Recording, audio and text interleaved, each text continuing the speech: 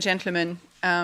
Great pleasure to welcome you here this morning, and good morning to all those of you following us online as well, because we do have quite a few people following us from home or wherever they are, maybe already on holidays. It's a pleasure to welcome you to this event on 365 Days of Youth. And together we will look at the legacy of the European Year of Youth, which isn't quite over yet, but still there's already half a year behind us, and there's a lot still going on. We will, first of all, before we dive into the heart of the matter, I'd like to make just a couple of housekeeping remarks. For those of you who are here in the room with us, we do have Wi-Fi. I'm not going to give you the code because it's a bit complicated, but it's just around the corner here in case you want to double check it. It's EP visitors, EP-visitors for the code. Then we have interpretation in 10 languages, so you're used to that. You have the choice of the language that you feel most comfortable in, and that's of course also for those of you who are following us online. We will invite you to raise questions to the speakers, both here in the room but also online, so do feel free to send your questions. We will do our best to answer as many as possible. We do have a rather tight timing. We have a lot of experts with us this morning, but it would be really nice if we could have some interaction, because that's after all the aim of this discussion. It's not us talking at you. We'd like to make this an exchange as much as possible. If you would like to follow us on social media and promote the event and raise your remarks as well and talk about what's happening at this table, do use the hashtag #ProgressiveForEurope. So that's progressives, plural, for the figure Europe, Progressives for Europe. That's for those of you who are following us online as well, of course. And don't hesitate to raise your questions, as I said, at the end of every panel. So we will remind you when the time comes, but you can already prepare them while our speakers will be presenting. I would like now to give the floor to the president of the group, who couldn't unfortunately not be with us this morning, but she really wanted to share her greetings with this whole group. And so I give the floor to Ms. Irache García Pérez. Estimados colegas, queridos amigos y amigas. Dear colleagues, friends, I'm sorry I can't be here in person, but I would like to take the opportunity to think about things with you on how we can really change things for young people in Europe during the European Year for Youth. I'm convinced that the young people have the capabilities to change society. Malala was 17 when she won the Nobel Prize for Peace for her work defending the right to education, with her all young children. Greta Thunberg was not even 17 when she got the support of millions for climate change. This year, the Grand Prix of the Festival of Cannes was won by a film on the identity of young people and their way towards personal fulfillment. It's not always easy, but young people can bring new ideas and energy to build a better future. Society needs this energy, and to benefit from all its potential, you need some conditions. Our role as legislators, experts and activists is guaranteeing that they can grow in a safe environment where they can learn, socialize and prosper, enjoying the cultural and scientific diversity. But we must be protected. When I was in adolescence, I joined the Partido Socialista Obrero, because I wanted to change things. I started in my town council when I was only 20, then in the autonomous Parliament, and finally in the Spanish Parliament. I've reached the European Parliament at 29. A lot of years have gone by, but I've never stopped fighting for the rights of people, defending equality in a progressive society, inclusive for everyone. The European Year for Youth has to serve in order to make the voices of young people be heard. We've got to speed up progress to reach its strategy in the European Union for youth and have a lasting and significant impact on the life of young people. We want a concrete change, and now is the time for this. We've got to end unpaid work, and we've got to guarantee equal salary for equal work for everyone. We've got to ensure that young people have access to culture and quality education. We've got to encourage them to find the correct information in the media and on networks, and they've got to teach them to have critical thought and think for themselves. Let's recognise titles, diplomas and qualifications from other EU countries automatically so there can be a real free circulation without obstacles. Conclusion, I would to make reference to the latest facts in Europe. The COVID measures has really impacted the younger generations, causing a lot of mental anguish. The war against the Ukraine is also bringing a lot of asylum seekers, and half of them are young children that are coming to our countries. We've got to deal with these problems today and establish measures for the young people of today. The generation is our future, and I hope to listen to your ideas and have a fruitful discussion. Thank you. Ms. Garcia Perez, and indeed, the President has already touched upon quite a few of the issues that we are going to be discussing a little more in depth this morning. To continue setting the scene, I would like to invite Ms. Ellen Fritzen, Vice President of the Socialist and Democrat Group, to take the floor. Good morning, Ms. Fritzen. Good morning, and thank you so much, and thank you, Irache Garcia Perez, my president, for a very strong speech, and welcome, I will say, to everyone. I'm delighted to welcome you to this event, 365 Days of Youth. Today's event takes place at the midterm of European Year of Youth, a year that celebrates, encourages, and puts on the focus on young people. I myself started my political work when I was a young girl in Sweden, so I really look forward to hear about all your ambitions about the future. This European year is much needed. During the pandemic, young people around the world put their lives, their projects and dreams on hold.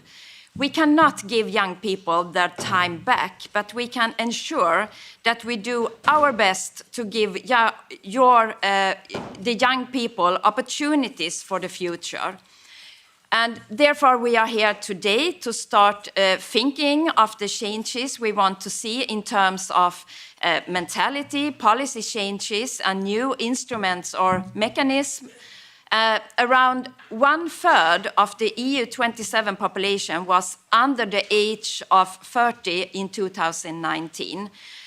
In our S&D group, we call for intergenerational exchanges and a progressive and socially inclusive society. And the ongoing crisis needs strong leadership and bold decisions, but these decisions must be grounded in our values and focused on the future. Gender equality and the green transition must be at the core, and it must go hand in hand. The EU youth policy has existed for some years, but in reality, it is still at its infancy. There are already several Council recommendations, conclusions, and decisions, including promising and significant recommendations for young people. We have heard it. We have heard about the child guarantee and the reinforced youth guarantee, the youth strategy, the European Youth Work Agenda, the bond process, and the completion of the European education area. However, what all of this have in common is that they are much needed, yet implemented too slowly and too tentatively. So this year, we want to see real change, and it starts with involving young people in decision-making at all political levels, local level, national level, international and global level. We also need to valorize all forms of knowledge and know-how from our youth and ensure that we facilitate for young people to travel, to stay, to study and work anywhere in Europe. We need to ensure that there is affordable housing, education and care around Europe and that the youth has a quality start to working life.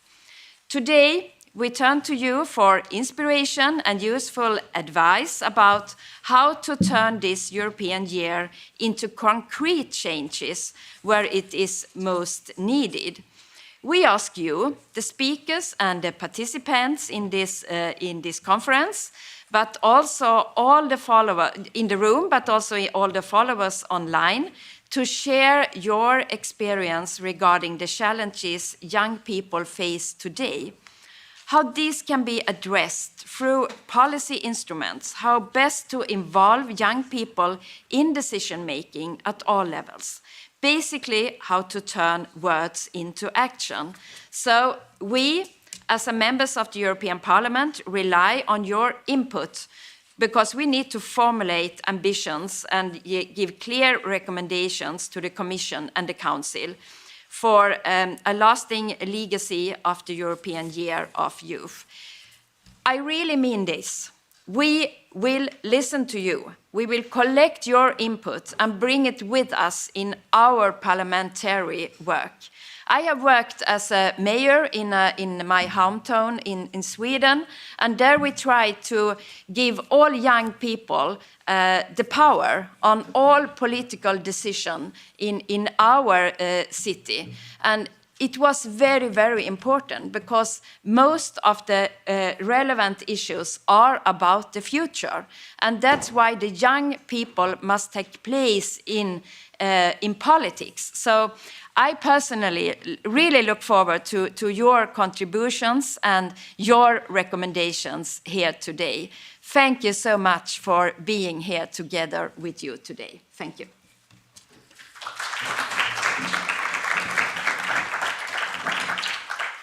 Thank you very much, Ms. Fritzon. Indeed, we have now really set the scene, and I think you heard the call for contributions and for participation in this discussion, whether here in the room or online. So we'll be waiting for your comments and questions.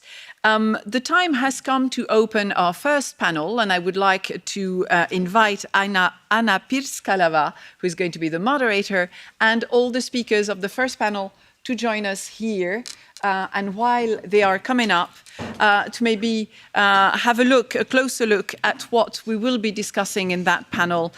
We will be looking together at how we can better protect children and young people from adversity.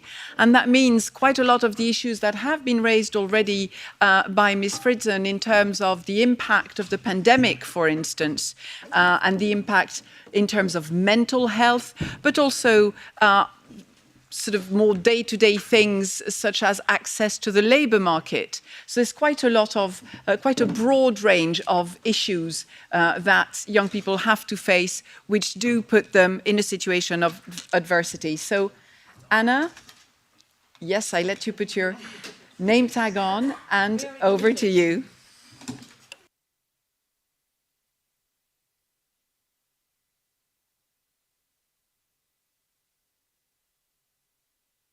Dear friends,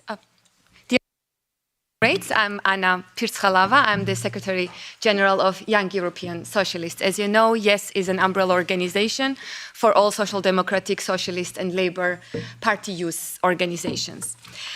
Before introducing you the panel topic, I would like to start with introducing very, very interesting speakers. I will start with Alicia Holmes. She is the president of Young European Socialists and also the member of European Parliament. Here we also have Nick Morgan, who is the co-founder of Eurojust Mental Health, and we also have activist Jakob with us. And last but not least, we have Eylem Eydemir, member of the ETUCU's Bureau. So thanks a lot for being with us and having this diverse panel. panel regarding the representation of the organizations. As you know, and as it has been mentioned by the opening speakers, we are now, this year is declared as the European Year on Youth. But we young people, and me also representing the Young European Socialists, very big youth organization, we do not want this year just to be a nice and beautiful title and to have only the discussions, interesting discussions, but then nothing really executed or done. So our main aim is to have the discussions, but also to have concrete policies, concrete changes that young people need nowadays. We have faced very heavy crisis, COVID crisis.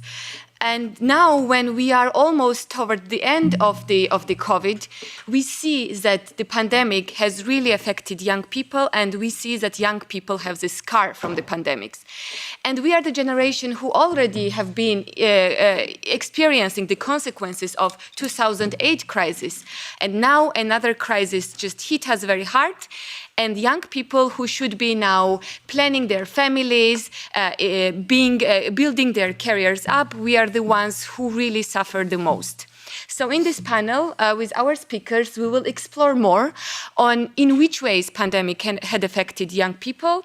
So with my first introductory question, I will go to all the panels, and I will start with Alicia. What are the challenges that you can identify that pandemic put on the young people that we have to tackle? Bueno, I will speak in Spanish, just in case someone wants to put the, the headphone. Bueno, pues muchas gracias por la introducción, Ana. Thank you for this introduction, Anna. I think, as we explained earlier, the pandemic has really impacted on society in general, but our generation even more so. Now, I want to say that there's been many subjects, many points that were put on the table and that were transversal during the whole pandemic. A lot of it had to do with mental health, and I think the colleague is going to discuss that more in depth. What I want to look at 2 points mainly. I think that young people spend time looking at subjects that have to be clear and obviously during the pandemic. Notwithstanding this crisis, we're going to start with that, and that's climate change and gender equality. These are the 2 priorities for our generation. Apart from, of course, the other points we discuss, everything that has to do with the labor market, with housing, all these environments that all these sectors that are impact on our life. But the main things for young people are gender equality and climate change. These are going to have the greatest impact. Now, we need a more structured kind of struggle, of something that should not look not only at young people, even though it is one of the pillars of social democracy in this century, which is this fight against meritocracy. And this really has a big impact on us as a generation. And we've been working on this for years. I think that one of the things for young people is to go beyond their social heritage, which comes from their family, basically. This is something that should condition our future. Furthermore, no matter how much a young person makes an effort, its success in most cases is due also to their social origin. There's nothing we can do about it. It's something that we've got to bring an end to, because at the end of the day, they have to be offered the same opportunities to everyone, and it should not depend on the amount of money or the wealth the family has. We who are in politics have to be able to do something to support this. During the pandemic, we saw a lot of problems due to this as well. Another point that I think we should discuss is this struggle against meritocracy, because at the end of the day, the EU has we've created the welfare state of the last 50 years, and now we have to convince people that meritocracy in reality is a myth. that you can get what you want with efforts, but you also need the help of the institutions. And again, your family heritage should not condition the success or lack of success that people can reach. I'd leave it there for the time being. Alicia, for wrapping up very well the challenges young people face. And with my second question, I would go to Nick. And later on, also activist Jakob. You are working in the organization that deals with the mental health. That is the biggest challenge. When we ask our members in the pandemics what has been the biggest problem for them, something that they want us to address, the mental health was the number one. So can you please elaborate on it more and what your organization is well doing regarding the matter? Thank you. Absolutely, thank you for the introduction. I'm going to address the elephant in the room. I am from the UK. I thought I was going to combust into flames when I walked in. Luckily, I didn't. Good morning, everyone. Thank you for inviting us. I'm a citizen of Europe and the world, and I'm the director and founder of Euro Youth Mental Health. So mental health has hit everyone hard over the pandemic. And more so young people who are often have been trying to continue to live a life, whether that is at education, in work, starting out at work. We know across the world that young people were the first to lose a job during the pandemic as kind of doing freelance or gig economy workers. And internships, companies who couldn't now finance those internships, they were kind of like, oh, we're going to have to lose some money in that sector. So that in itself is a big issue. What I will say, I think, in the title of this particular panel, I think protecting young people from adversity is actually something that is more or less impossible to do. But what we can do, and I think needs to be done, is a better and a more appropriate set of education kind of circumstances and policies that readies young people for adversity. So, you know, you're looking at more mental health kind of support and awareness and education, as well as things on relationships, gender understanding, and I had another one. It's gone. But I just think that some of the education we're currently getting might be a bit outdated, and in order to prepare young people for adversity. If one of the biggest challenges I think that everyone faces, but I do think young people get impacted more by it, is the unknown of if the last few years have shown us anything, is the unpredictability that is life. And I think for a long time we've not had any such big pandemics. You mentioned the crash of 2008, and now we've had the pandemic and the cost of living, and I don't want to get into that. So I think those are some of the biggest challenges. Speak closer to the microphone. It's not what I've been told in the past. It's usually please talk further away from the microphone. I hope you caught some of that then, but to sum up, I was talking about how young people, you all need to be gaining skills and kind of life readiness skills that maybe aren't being facilitated appropriately at education at school, but also for new workers, for young people in the workplace when they start in their careers and their professions. What we do, so Euro Youth Mental Health are an advocacy organisation. We work with young people for young people.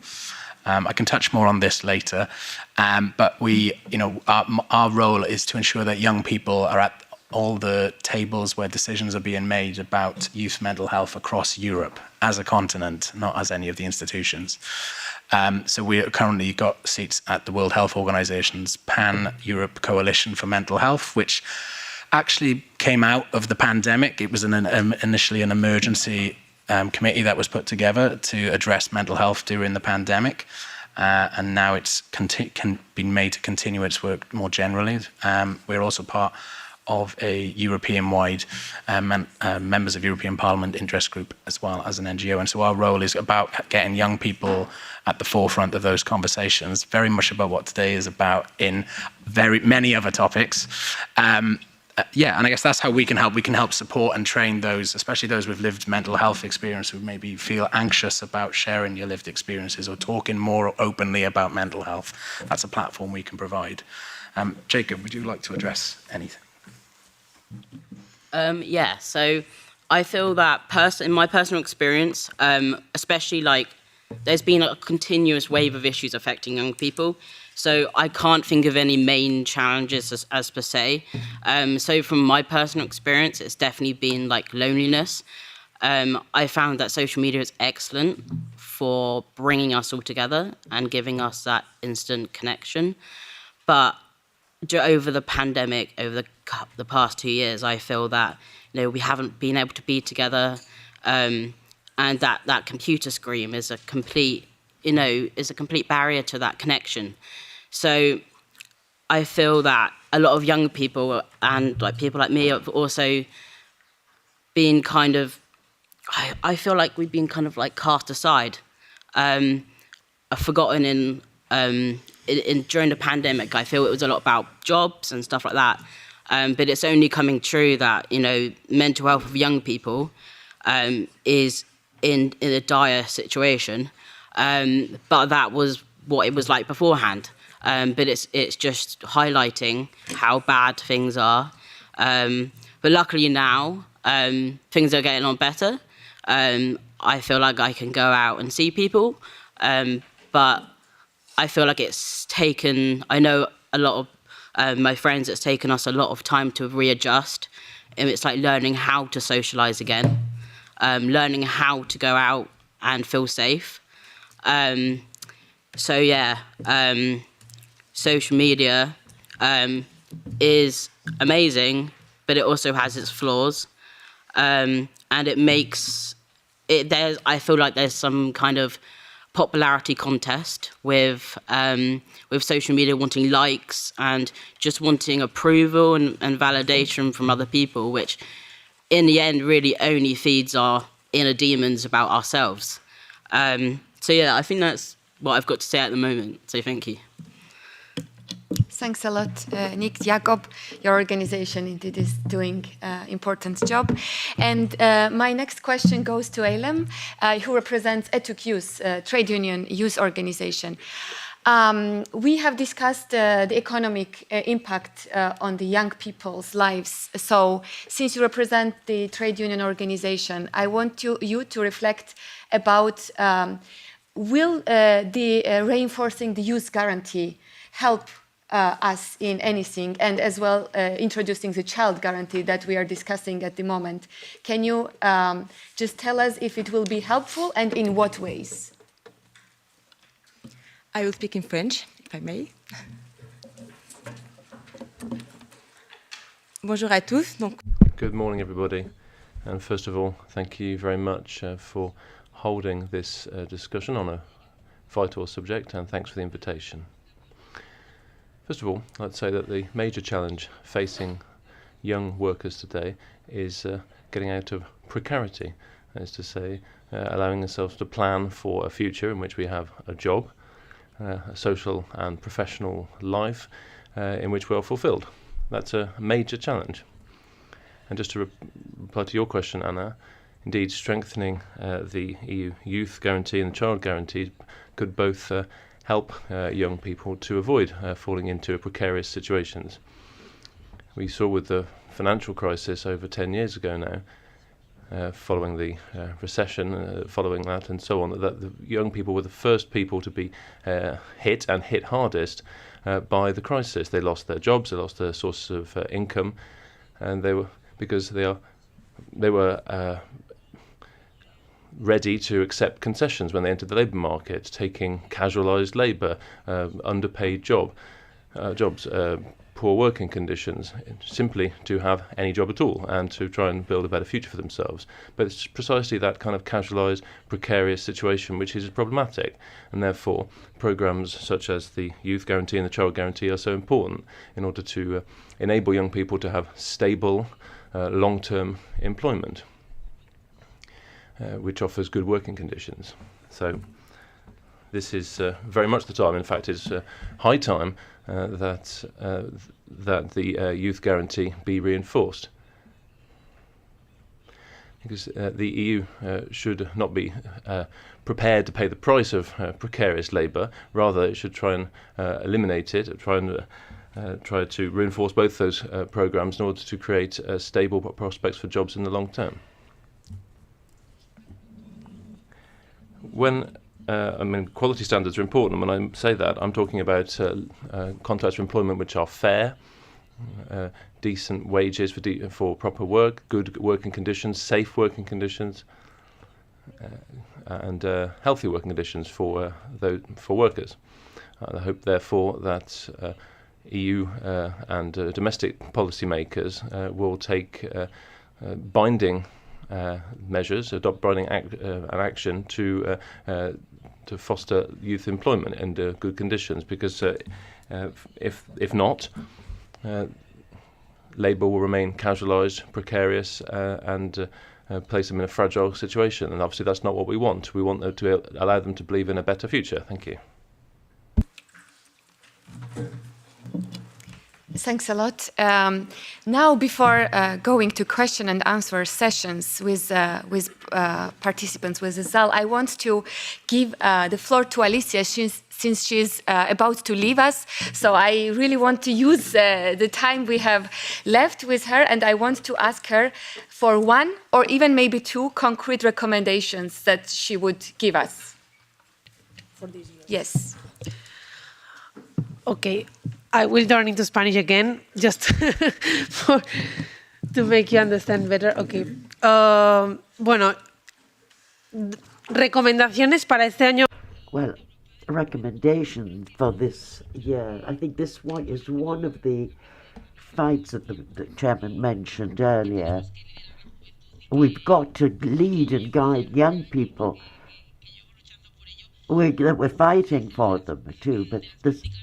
Also, the question of non-paid work or practices, it's something for our generation, it's happening with our generation. And the Conference on the Future of Europe stated clearly our position on this subject. And it's a subject we need to deal with, and we have to discuss and take on board as a political family. It would be a good way if we could end this year with a policy that would deal with that, would look for our generation. So we can talk about some sort of coordination for housing as well, which is another problem that young people have. We can talk about some action in terms of mental health, which is something else our colleagues are discussing. However, in labour law, I think the main point is this fact these practices are internships that are not paid, so that when we work, we're working with no pay or with lower salaries, and this is another problem we have to look at. And this is what Anna asked me. I wanted to say that we need to stop this practice where you don't pay young people while you're making them work. MEPs that represent also young people, and then that can push such important measures, as you said, unpaid internships, for example. So now, since we want our panel to be interactive and also to give the floor to young people to ask questions and to intervene, I will go to give the floor to the YES Vice President, Enrique Lopez. So Enrique, please introduce your question, what young people want to know from the panelists. Well, thank you so much, Anna. First of all, I would like to thank the speakers and the panelists that are here with us, and of course, Alicia, Nick, Jacob, and Ellen. It's been really incredible to listen to you and to learn about the work that you do. It's only timely that we are discussing this today, as the young people are one of the groups that have been most affected by the pandemic. but they were already affected a lot by the previous crisis of 2008, and we are accumulating a lot of challenges, and this pandemic has only made them worse. You made excellent points about how young people, how the career of young people is, for example, determined by their inheritance, and how the social elevator is not really working as it should, about the impact of the pandemic in mental health, and the role of social media in loneliness, something that everyone who uses social media probably has felt at some point, or how precarity is still the biggest problem for young people. Before I open the floor to the rest of the public to make questions, I would like to ask you what has been your perception about the response from public institutions to all these challenges that young people are facing, if they are doing enough, and if not, what could be improved. Thank you very much. Thanks a lot for the question. Enric, so Nick, maybe you can start. Yeah. Yeah, I was trying to solve all the world's problems. No. So I think there has been some positive response. I'm obviously speaking from a very mental health biased conversation in regards to, as I mentioned earlier, the coalition that the World Health Organization have made around Europe and mental health. A lot of conversations in those meetings have been around the workplace, around work well-being, work-life balance, and going back to what people have said about, and I've always championed young people being paid for their skills and their time, not even just at internship level or kind of expert by experience level. There's always skills and expertise that should be paid for the right price. But I think it's a really big question that I'm trying to wrap my head around. I think there has been a good positive influence. I think a lot of organizations did react speedily. But I think what now needs to happen is what we've all touched on is actually out of this year of youth, there needs to be some key policy instruments and actual tangible things that governments and organizations and institutions can be given and recommended to move us forward from this. Obviously, there are other pandemics and tragedies happening as we speak, but we still have to try and move together to help each other. And I think there could be some more tangible guidance then, and resources being given and shared. Something we do at Eurojouth Mental Health is we try our best to share best practices, for instance, and to, a service or a support element practice that works in, say, Sweden, we might try and link up with someone in Albania and see how and where that could work. And I do think there's something like that could be really useful. And just on that as well, we do have a mental health helpline, youth helplines map on our website as well, which I know doesn't specifically answer your question, but I wanted to mention that anyway. So I'm going to stop there. And I don't know if, Jakob, you have any? I feel there's a lot more being done. I feel previously there wasn't much youth participation in really anything. I feel like our voices kind of got lost within the crowd of just professionals. I've attended a lot of events like this for young people where there has been no young people at all actually speaking. So it's excellent to see the change, and it's coming slowly. But I feel that mental health is still getting lost. Before the pandemic, it was in dire situation. Now, after the pandemic, even more dire situation. And I can only speak for the UK. In a sense, there's being cuts left, right, and centre. And I know personally, I couldn't access mental health support via our free healthcare service. I had to access privately, despite my parents being on very low income. And this has brought a huge burden to my family. And in terms of work, I feel that as personally with someone who's not in employment, because of struggles with autism, there is very much a need for workplaces to listen and cater for young people. When we spoke about good working conditions, I love to know like what people think a good working condition is, because it's very personalised. So yeah, I think we're getting there, but not quick enough. Not quick enough at all. Yeah, just to quickly echo Jacob's point about cuts and things, it's the same as across Europe when it comes to mental health. It's been ironic that there's been the World Health Organization and big institutions have done those sorts of things, but then on the ground, those are the services that have been lost. Thanks a lot, and also thanks for sharing personal experiences. It matters as well to when we want to relate to an issue. Now, Eilem, if you want to also answer the question Enric gave to us. Okay, then I will go to public. Since we want you as well to pose your questions to the panelists, if anyone is willing to ask any questions. Yes, I see a hand.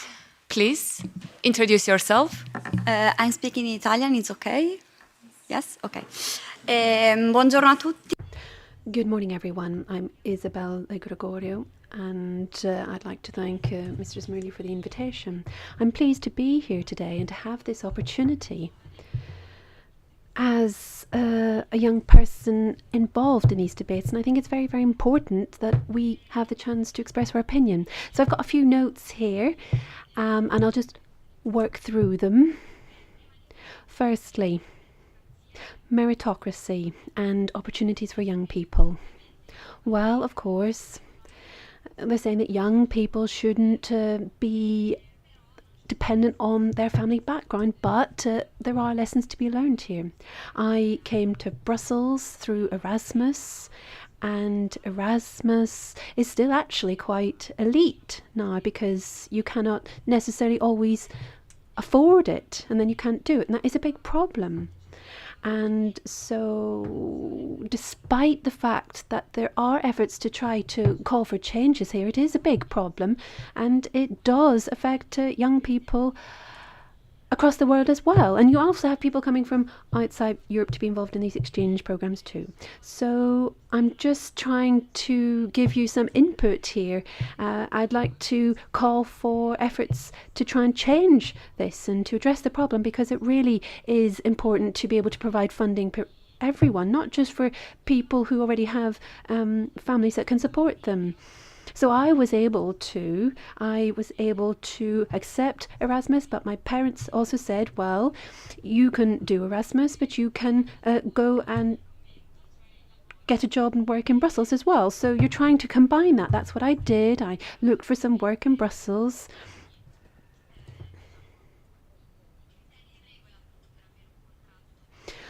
But it wasn't easy to get work with a real contract. So actually, I got a trainee contract to work in the EU institutions. I worked as a press assistant. And despite that, I didn't actually have a contract for a few months because I was on a trial period as well. But I really had to work, so I did it anyway.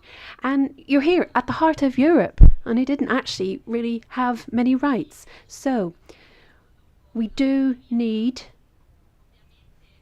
especially after this pandemic, we do need to take action. Young people need to have the right to access to work, and they shouldn't just be exploited because they're young people.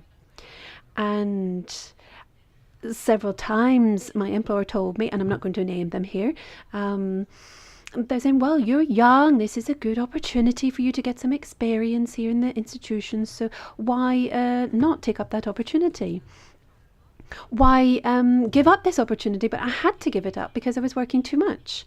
So as young people, well, I think they said that to me because I was a young person. If I was 10 years older, they would never have said that to me. We young people have new benefits in addition to rights when it comes to the world of work, because it's very, very different to what it was in the past. But unfortunately, our call for a new world of work is not being picked up on by the employers, either privately or in the public sector. And one thing that I've seen amongst my friends here is that my friends don't have any ambitions, they don't have dreams, they don't want to go far, as it were, because they just seem to be resigned to the fact that nothing's ever going to change. So I'll just conclude by saying that I'm also the co-founder of an organisation that deals with sexuality and mental health for young people, and in Italy we are working on a draft law that would introduce activities into the national education programme and introduce that into schools. But of course it's very, very difficult, because in Italy, of course, you've got a lot of reluctance to talk about these topics in Italy, especially in public schools. And then one final thing, really, I promise it is the last thing. So I'd like to thank the young politicians as well, because we're talking about young people a lot, but here we're in the political environment. So I'd just like to say that I think it's very absurd, and I'm going to conclude with this. I find it very absurd that even today there are differences across the different countries when it comes to being able to be elected for parliament. In some you can be elected at the age of 18 or 21 or 25, so it's absurd that we have that difference across Europe. And it's absurd as well that young people do not have equal access to politics just because they're young people. You can perhaps be young, but you have much to offer, but you're not even allowed to try because the lists are closed and so on. And this is just a huge challenge for us.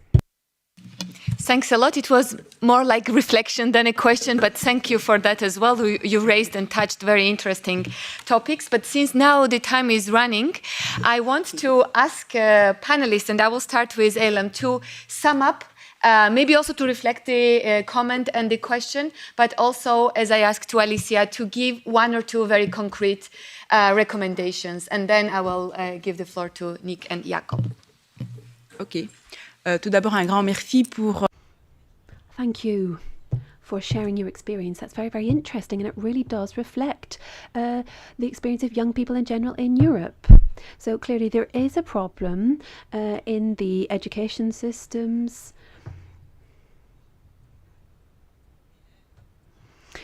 There are more students who want to travel and to be trained in different places in Europe. And so you mentioned some very important points. And then in response to your comments about work, yes, I do agree with you.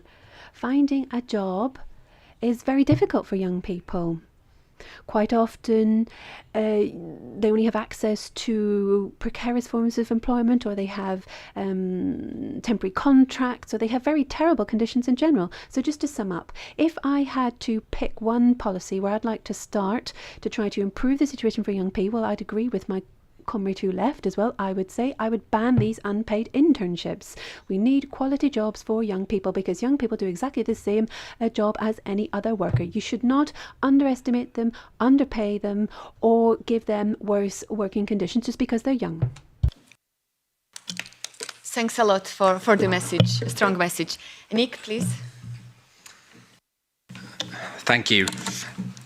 So just to say thank you for your comments as well. There was a lot resonated. I, in another hat, do workshops on toxic masculinity in the UK, which is a lot of conversations about sexuality. So I might chat with you later. So key recommendation for you, to be quite frank, I think for me, and I'm going to be a bit mental health biased, for mental health education to be given parity of esteem in schools and education systems across Europe where possible as physical education.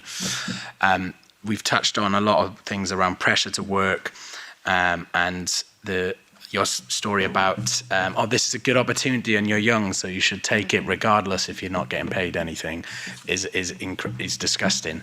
And so I think by providing more awareness and mental health knowledge and capability, not only will that help us manage adversity in difficult times, but also hopefully increase our confidence and the ability to say no and know your worth as young people. Just because you're young, you should not be. I say you because I'm 38 now, but young people should not be made to feel that they don't have something to contribute just because they are young. Yeah, I'll stop there. I feel that all education providers should have, all staff should have mental health training to understand, you know, because at the end of the day, if a child feels supported, then they flourish. They won't feel forgotten, they won't feel misunderstood. So I feel if if anyone had better mental health support and a teacher could pick up on it and say, hey, do you need some help? You know, they may have bigger dreams, they may have bigger ambitions, and you know, it just gives them hope. So yeah, I just think just awareness and education and training is just absolutely crucial to a whole of a young person's future, not just their education. Thanks a lot. Now to very briefly conclude, I really want to thank all of you for being with us, even though we didn't have that much time, but I think we really touched very important topics to reflect on. And before handing over the floor to Florence to continue with upcoming panels, I also would like to thank SND for always having, Young European Socialists included in the panels, in the discussions, and we with great pleasure will always join in the discussions. Thank you. Thank you, Anna, and thank you to all our speakers.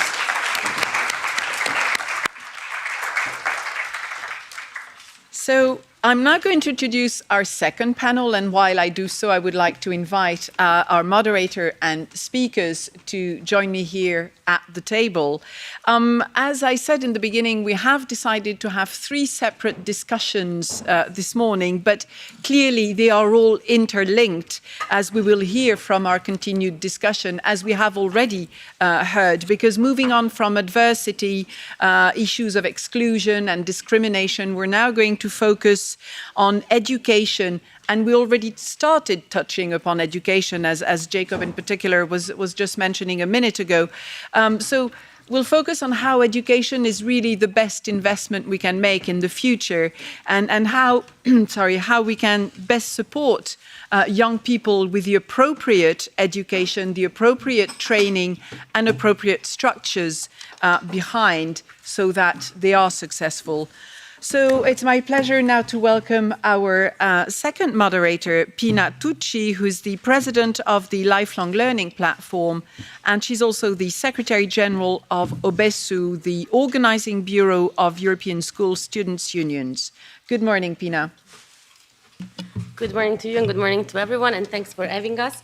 Very good bridge from someone speaking a lot about education to this panel, so hopefully we can also go a bit more in depth on this topic. Let me first start by thanking all of the panelists, which I'm going to introduce in a second, the S&D group, and to take a moment to appreciate the so many fantastic young women that have been here this morning and are here throughout the program. It is inspiring, fantastic, motivating. I couldn't be happier to be in this room today.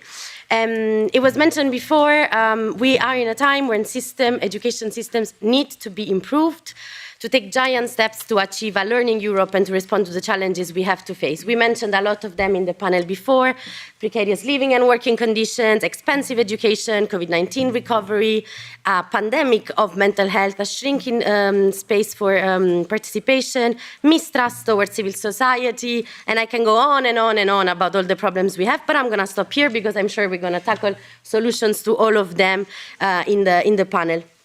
And as Anna mentioned before, this panel, we would like to take a very policy-oriented discussion, because the European Year of Youth for us cannot be a year of branding and happiness only, but it has to be a year of solutions and of concrete co-creation of policy, so that young people, and in particular, in this case, learners, can take a bigger role in shaping European policies in Europe.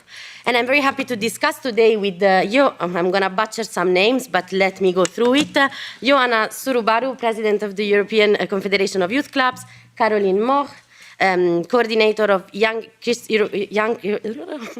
European Young Christian Workers, a youth member organization of ESA; Martina Darmanin, the President of the European Student Union; and Victor Negrescu, S&D Cult Vice Chair, as well as member of the EU 40 Network of Young MEPs. So very happy to have everyone on board.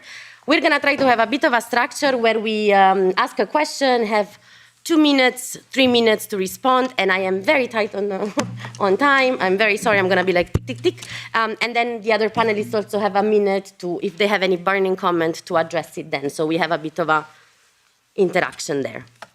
So let me start with Victor, actually. So we set a bit the scene, if it is not. We can start with no, because it was a different order, but changing the format. Changing the format. We changed the format. Okay. So we start with Martina. You want to start? Yes. Very good, Martina, for taking this role. Martina, we have discussed a bit about modernization of education. What do you think are the ingredients of successful modernization of education systems in Europe? Do you think member states have enough capacity and funds to modernize their education systems? And do you think it would be helpful to request member states to maybe invest a percentage, let's say 10% of their GDP in education and training? Thank you very much for the floor, and to the organizers for having me here. I was asked a similar question yesterday at the UNESCO Transforming Education Summit, and I hope to be able to convince you as much as I tried also yesterday. So let's start from scratch. We want to modernize our education and training system, then we need funds to do that. And in my opinion, these funds should be balanced between 3 pillars. Starting with the first pillar on equity, inclusion, and diversity. So this would mean that students can get access to publicly funds, both financially, but also while they're in the institution, that they can get counseling and guidance services. We would have a teaching force that is not only well-resourced, but that is also provided training initially and continuously. So this would be the first pillar. The second would be on innovation and flexibility. That there are funds going into internships, digital tools, mainstreaming education on sustainable development, on climate change, and this notion of interdisciplinarity. And that's why I mentioned flexibility. Our education systems need to learn how to adapt to change. The third pillar is on enabling our education community to organize themselves and to exercise their democratic rights. And I refer particularly to students and to staff organizations, that they would be able to access funds for their operations to represent their constituencies. These 3 pillars are interdependent. If one pillar falls, the other 2 suffer. If you don't have a civil society organization that represents you, you can best assured that other points are not going to be advocated for on equity and innovation. If you don't have innovation, you can have the public not trusting the education system. And if you don't have equity and inclusion, you can forget that you can get quality education without having as many people on board. So on whether we have enough funds, well, the Recovery and Resilience Facility should have been a good boost in this regard. And I really do think we should stop focusing on whether we have enough funds. I think we're wasting a bit of our time and instead put our time and focus on asking if the funds we have are being distributed properly. And unfortunately, I can't give you a clear, true picture of what's going on in that regard, because similar to when the National Recovery and Resilience Plans were being drafted, our member national unions of students are not being considered as equals or as partners in the planning and implementation of national budgets on education. And even their members on the local level are not being involved at every stage of the budgeting of education institutions. And this is where we need to get our information from. So yes, it will help to have a 10% GDP, but if we do not have independent and organized and legitimate representative eyes on those budgets, then we can forget that these are going to be accountable. Thank you very much, Martina. Of course, you raised many very interesting points. I'm asking anyone sitting here if you have any reaction or burning questions, or we can slowly transition into, because you mentioned, Martina, actually, that the role of civil society, student organization is extremely important in participating, in co-creating budget and making sure that money are distributed properly, also according to the needs of learners and students more in general.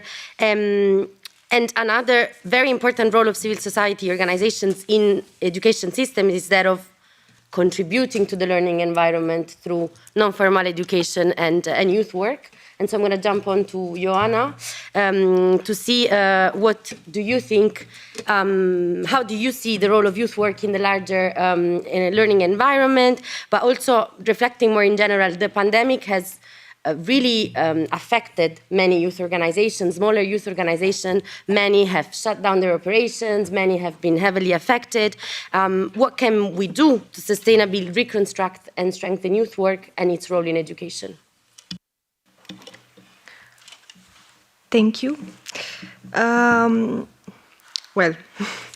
when we talk about investing in youth work, we are always thinking about the future. But thinking about a singular future, I think it's a bit of a nonsense, because we will be dealing with multiple and very volatile possible futures. And as we take into consideration the complex interactions between digitalization, globalization, or climate and democracy crisis, we realize that the volatility of the social and economic landscape is rising.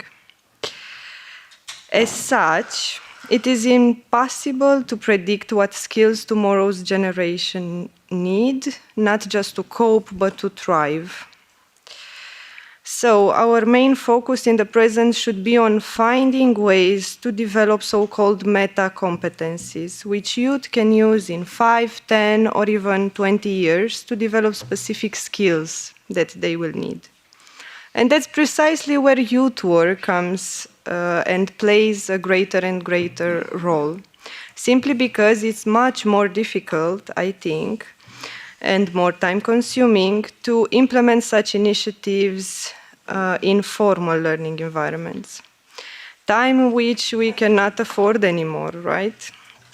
And that's where power of policymakers comes in, because while there is little space to intervene into member states' institutionalized learning, the EU has far more instruments when it comes to programs based on informal education. This idea also fits into how youth work can be reconstructed or better supported after COVID, although here I have to say, even before COVID, youth workers was not really a priority, or not a big enough priority, I would say. And I will be short and simple, through policy and financial support. We need far more than a bunch of events like this, although I'm very happy to be here. I'm very happy that this is happening, but this should be continued into policy and concrete actions. And the key here is not to just throw money at the problem. That's not enough, and I think this goes very well with my colleague here. But it is to push member states to make youth work a reality in their countries, to support and facilitate development of quality development of youth work, and to have policies in place that will make everything possible. Yes, thank you. So on time, 1 second left. Thank you very much, Joanna, for your contribution. And I think this goes very well with what, I don't remember her name, Isabella, I think was saying before, about also funding mobility opportunities, for example, strengthening the budget of Erasmus to make it more accessible, to make it widely accessible, and to go a bit beyond the idea that Erasmus is only a university opportunity, that there are many other important elements, particularly, for example, there has been a growing support of vocational education and training in the Erasmus budget, for example, and here I would like to maybe bridge a little bit towards Caro. Vocational education and training is extremely important. Joanna, you mentioned we cannot really predict the skills of tomorrow. We don't have a crystal ball. We can forecast skills, of course, but we need to develop lifelong learning competencies. We need to develop learning to learn, and we need to interact between the non-formal and the formal level. And so to Caro, I have a bit of a complex question, which I'm going to have to read because it's very long. And it is concerning your experience, and whether in your experience we should focus more on promoting flexible learning pathways to learning, as I said. That is to say, to facilitate the passage from formal to non-formal to vocational, so moving a bit around the education spectrum, and to do so whether it is useful to achieve, for example, automatic mutual recognition of diplomas, qualification of competencies, or whether you have any specific input you would like to share on this very wide matter that I'm going to ask you to address still in 3 minutes. Thank you, Caro. Thank you very much. When you get to know other young people, new young people, one of the first questions you ask is, what are you studying or what have you studied? So educational pathways define us in some way. We are used to being measured in our degrees or in the prestige of the learning institution we have studied at. But have you ever asked someone what skills they learned or what they learned being a voluntary firefighter? I haven't, actually. So people learn in different spaces, they learn in different ways, and they use different paths. So I think it's crucial when it comes to giving equal opportunities to recognize what people have learned and not how they did it. Non-formal and informal learning and ways of learning are not only individual, but they also often have a positive effect on our society. Just think about the firefighter. But not only that, also the YouTube video we watch 100 times to fix our phone. What could be better, not only for our wallet, but also for the environment and the other people we help fixing their phones afterwards. But with all these positive effects, we should not forget that acquiring knowledge and skills is not everything, because we easily fall into an efficiency trap, I would call it. And we cannot reduce people to their capability of updating their skills regularly just to be competitive. Lifelong learning, voluntary work, and also on-job training has to be with the aim of personal development. And we also have to take into account those people who are in precarious working situation or unemployed. I mean, both of these realities are very common among young people. We heard some examples already. And a person who is in a time-limited contract has much less opportunities, for example, for on-job training. And if we look at the needs, they are fully out of the formal learning environments. So what could be a better way to get to them than a less formal and a more individual way of learning, and giving them the opportunity also to have that recognized? So my answer is quite easy. It's yes, yes, and yes. It's good to open your mind to new things, and it's good to have different opportunities. We should not be punished for that. Either is it as a volunteer firefighter, or is it fixing phones with YouTube videos, or with an on-job training. Thank you. I took those 2 seconds. Yeah, I'm really sorry about this duck. It's my signature move. Unfortunately, I cannot stop it sometimes on time. Thank you very much, Caro. Extremely interesting input, and I think it bridges very well to my last question that I'm going to ask Victor to start answering, and then everyone else, if you want to comment, please feel free. We really cannot reduce people to competition. Reducing people to competition and training them just for the labor market is extremely detrimental to their well-being and to fostering this narrative of precarious living conditions and learning to working continuously. It's really something that gets engraved in our brains since a very early age. And it is for sure one of the challenges of education and training systems nowadays in Europe. But I was wondering, what do you think are the main challenges that education and training systems in Europe are facing right now, and how can we valorize vocational education and training, making sure that it stays away from being this just tool for the labor market, and to make sure that it just serves this specific purpose? Thank you so much for the invitation. It was really interesting to hear the previous speakers. And indeed, of course, when we refer to education, we also have to precisely refer to what we are pursuing at European level. And for me, it is essential, again, to go to the core. We need to make sure everyone across Europe and beyond as well gets access to quality education, not just education, and learning across their lives for free, and sometimes this issue is forgotten. And this should be the case, again, like I mentioned, for everyone, independently, again, of the differences. And education should have a purpose.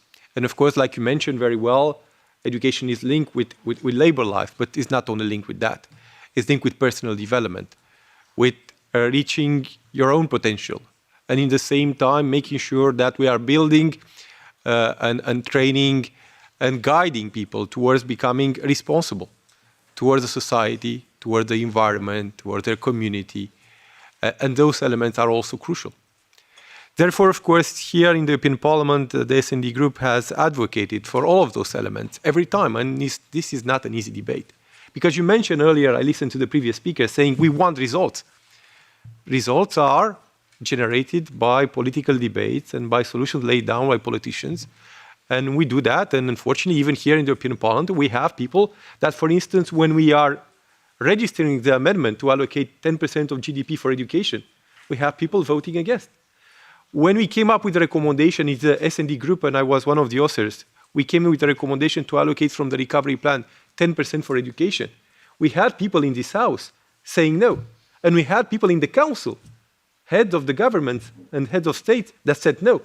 But despite this fact, we made this recommendation, and now we have, in average, a little bit more than 10% of the recovery plans going for education.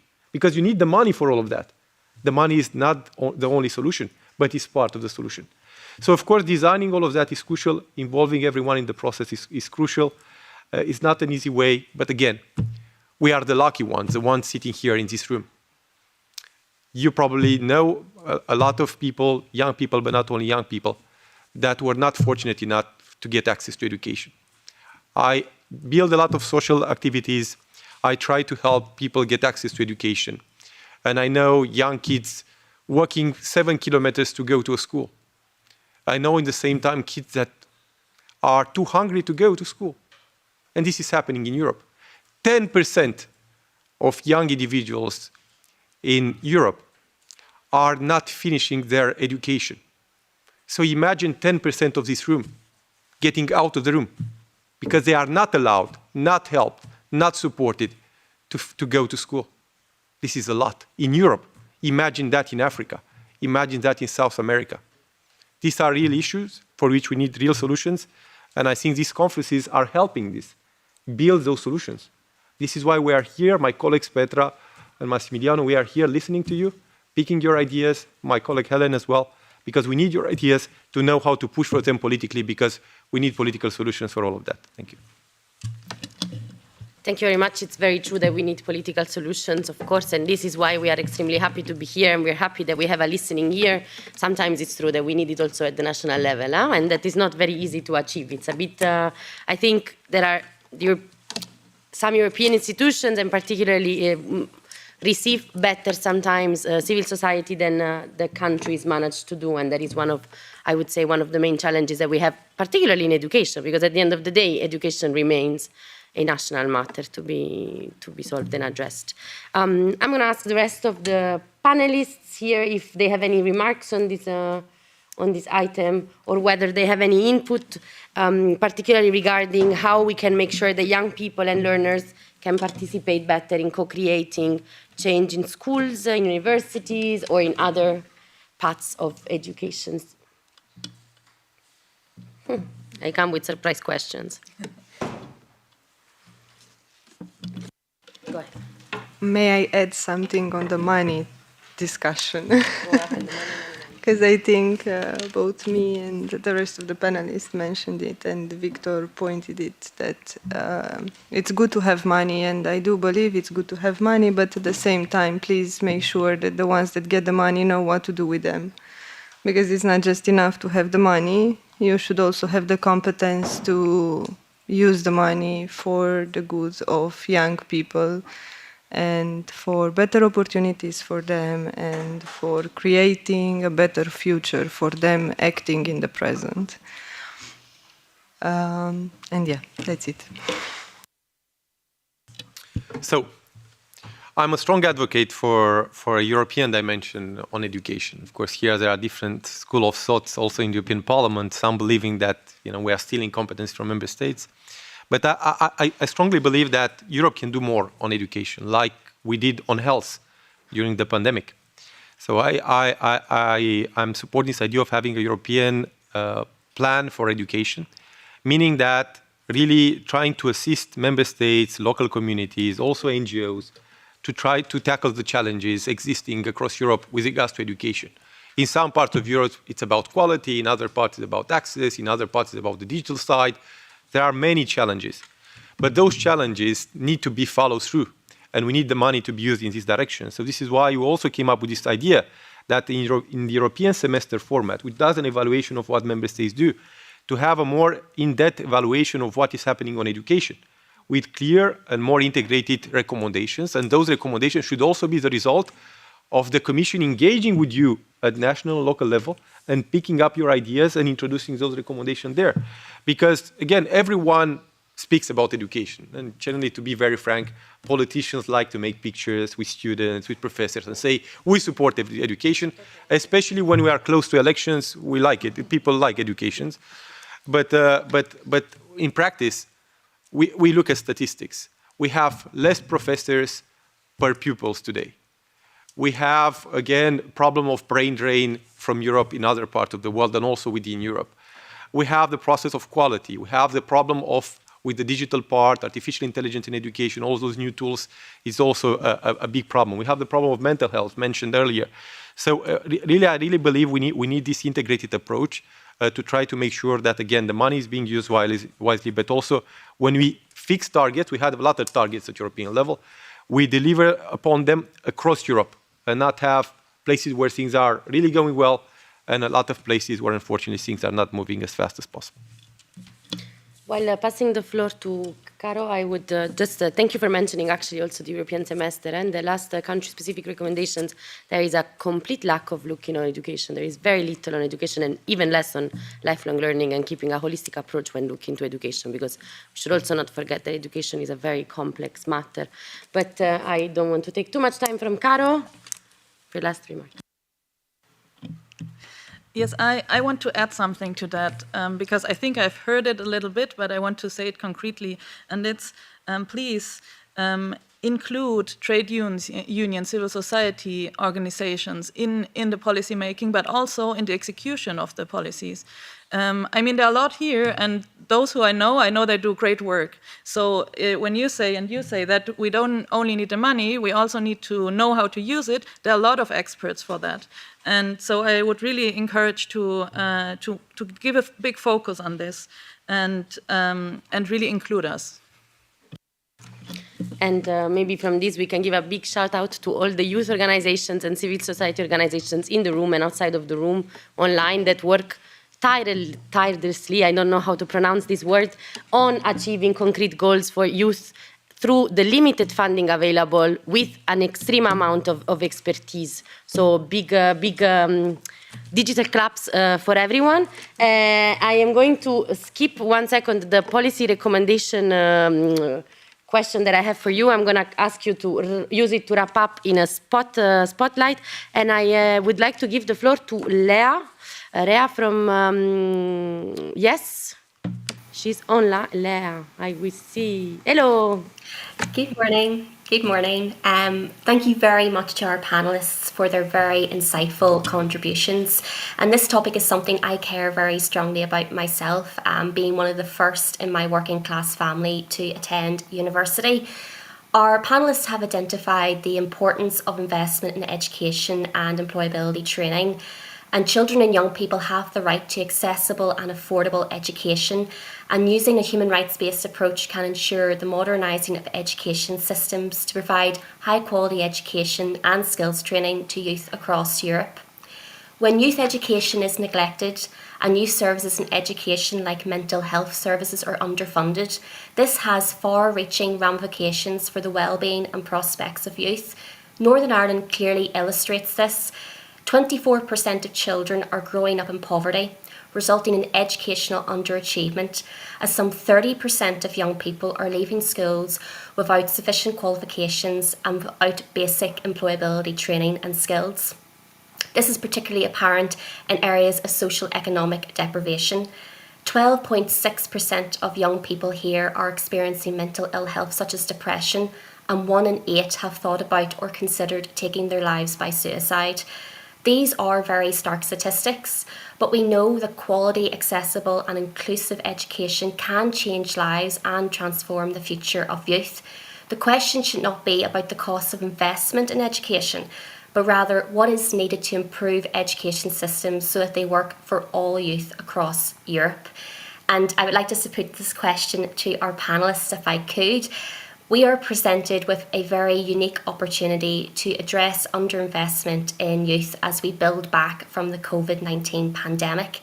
How can we ensure that in developing education and employment policies in our new future, that all youth are included and considered, such as disabled youth, Roma youth and migrant youth, in order to realise opportunities for all youth in Europe?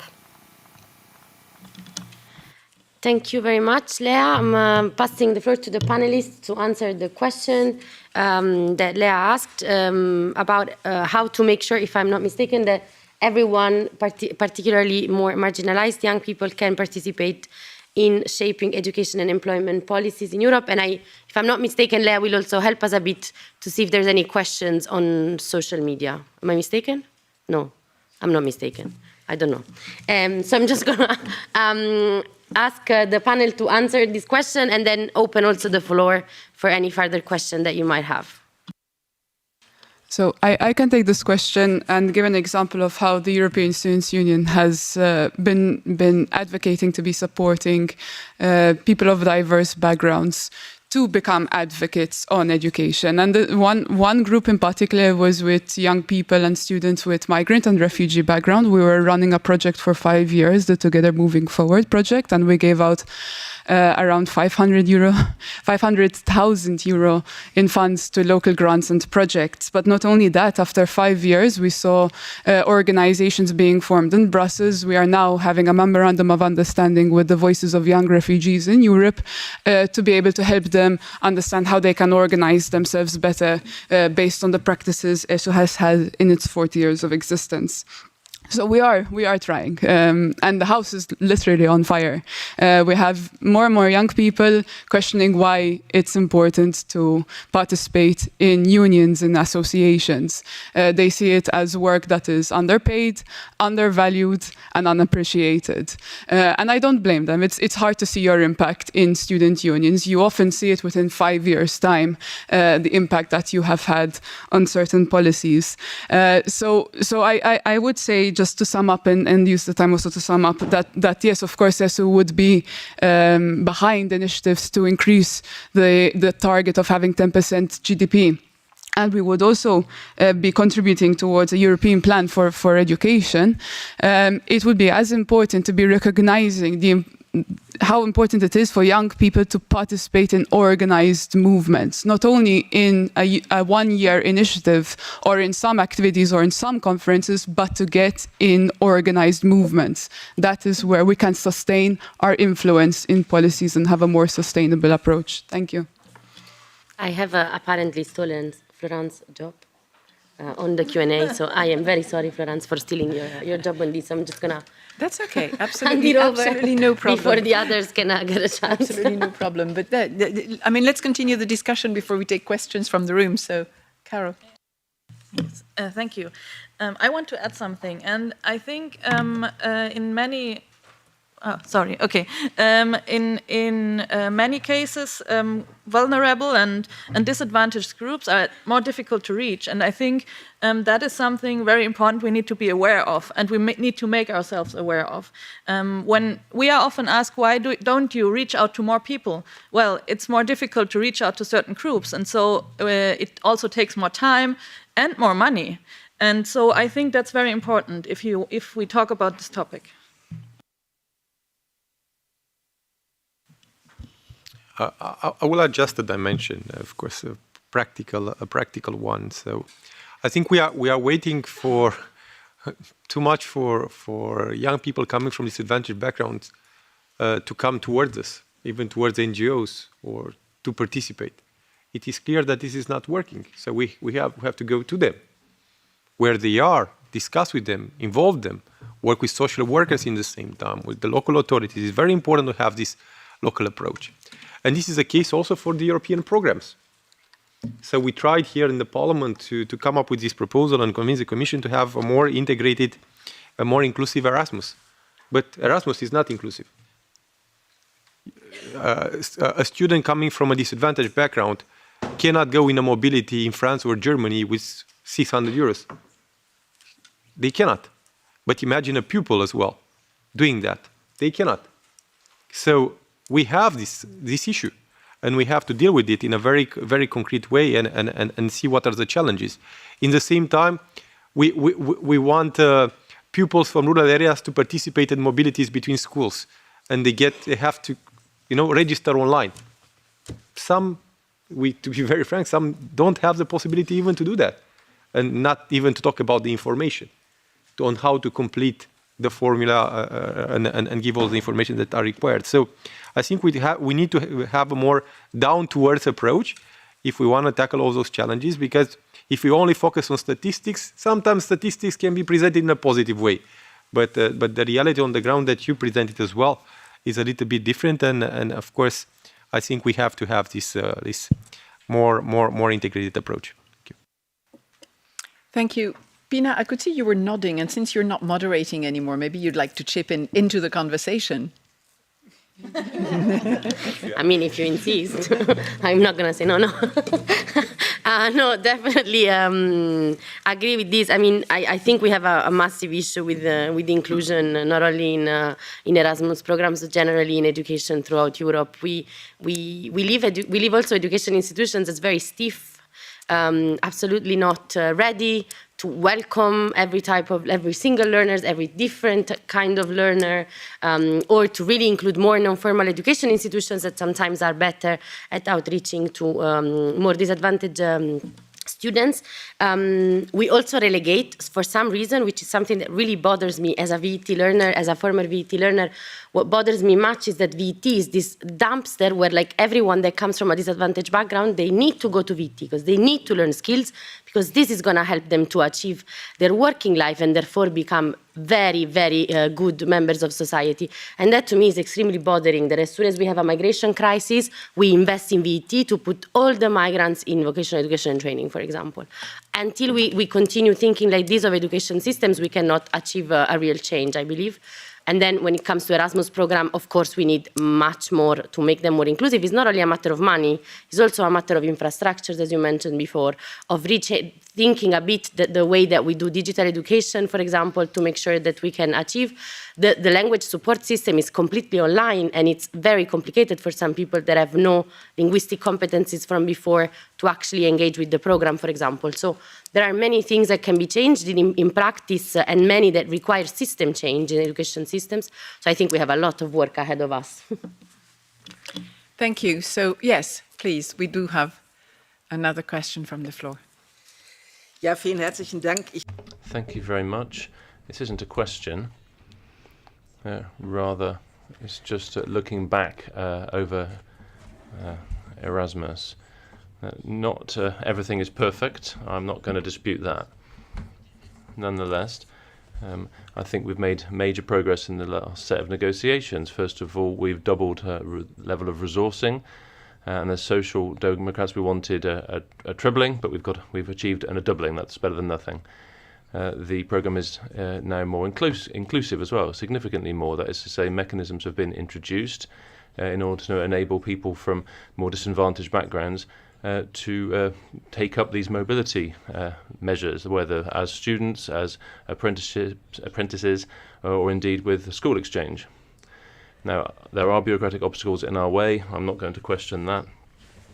We are constantly telling the Commission that it needs to be made more accessible and simplified. Nonetheless, we have made progress. It's taken big steps forward, and Erasmus now is not the old version of Erasmus. It's not just students, it's also for pupils, it's for youth organizations, it's there at events for cross-border activities and so on. We have the pupil exchange, which has been introduced. We have traineeships, internships for apprentices have been expanded with greater resourcing and so on. Now, we're not where we need to be. Our aim, obviously, is that every young person gets the opportunity to have an experience abroad, irrespective of what they do or what sphere of activity. And we're not there yet, as I said, but we are much further on from where we were in terms of inclusivity. Now, we have made some progress, even if it's not perfect yet. Thank you. Thank you very much for your contribution, Ms. Kammerevert. Do we have another question from the room? In the back. Oh, yes, in the back there. I have a question. Hi, thank you. Thank you, everyone. I'm Anna. I'm currently a trainee in the European Parliament, just to give you a small introduction. I really loved how Caro especially mentioned the shift from actual just education to skills. And unfortunately, and coming from my background in Spain and how difficult the job market is for young people at the moment, unfortunately, the society is still not really ready to focus on skills only, rather than, experience and numbers and educations and titles, etc. But I do really think that that's actually a very positive, way forward. And I actually agree with Victor in the fact that, and I actually thank S&D for bringing this up within the political debates. I was in one of the cult committees where they talked about digital transformation and actually the use of e-learning and games within education and how that could be formalized a bit more. So actually within that, I wanted to raise and ask you, when we have these conversations and when we actually talk to young people and we discuss about what we actually need within education and to prepare young people better, we realize that there are many reports out there. There's lots of recommendations already, like from the Conference of the Future of Europe, like the Youth Ideas report from the European Youth Event that has them every 2 years. And actually within the last one, there were areas and recommendations from young people about digital literacy within the school curricula, about interactive digital learning tools, and a more practical focus within the school curricula. So we young people sometimes also get a bit tired of talking about the same things again and again, and actually raising them in many different forums.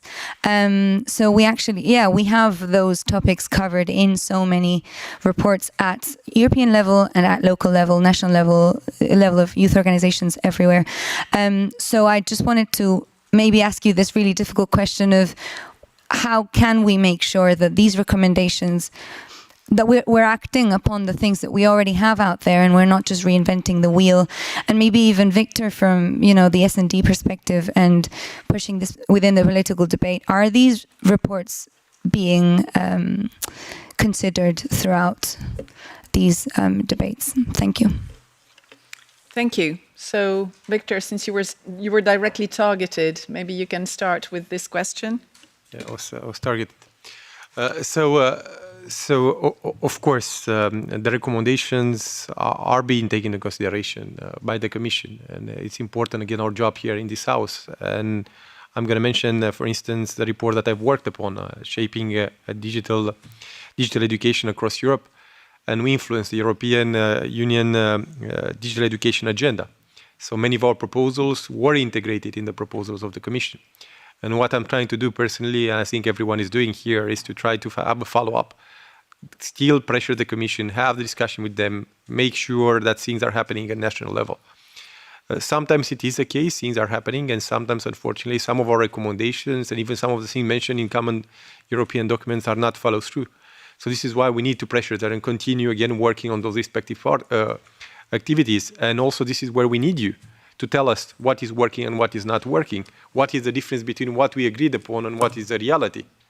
what is the difference about debureaucratizing something and what is happening in reality in practical terms. So of course, I also sometimes have the feeling that you mentioned that we are doing the same discussions all over and so forth, and we need more acting.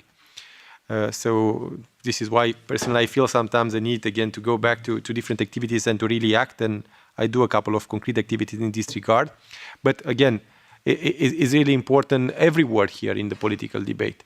So if you say, for instance, in a document, we recommend or we call upon, it's a big difference. So this is why we need to fight that. And sometimes, again, we have politicians, even here in this house, that prefer less recommendations on education, a text that is lighter, with no clear elements. So this is a big fight. And of course, this is, again, like I said, we need your support on that, but also we need your support in making sure that what we come up with in terms of solutions here in Brussels is also becoming a reality on the ground. Thank you. Thank you. So I understood from what you said earlier, Pina, that you would like everybody to have a very short concluding remark. So can I ask each of you for a 3 words, 5 words, takeaway or recommendation or proposals? 3 is the minimum, 5 is the maximum. It's a short. It's like European policy making. So you can do it between that. Well, you need a little bit of flexibility. So, would you like to start, Martina? Shall we start? I can ask Pina, since she wanted to have. She introduced the idea of that very short conclusion, 3 to 5 words, maybe extended to 10, but maybe not many more. Okay. Include organized civil society in decision making. It's 5. Short and concise. So.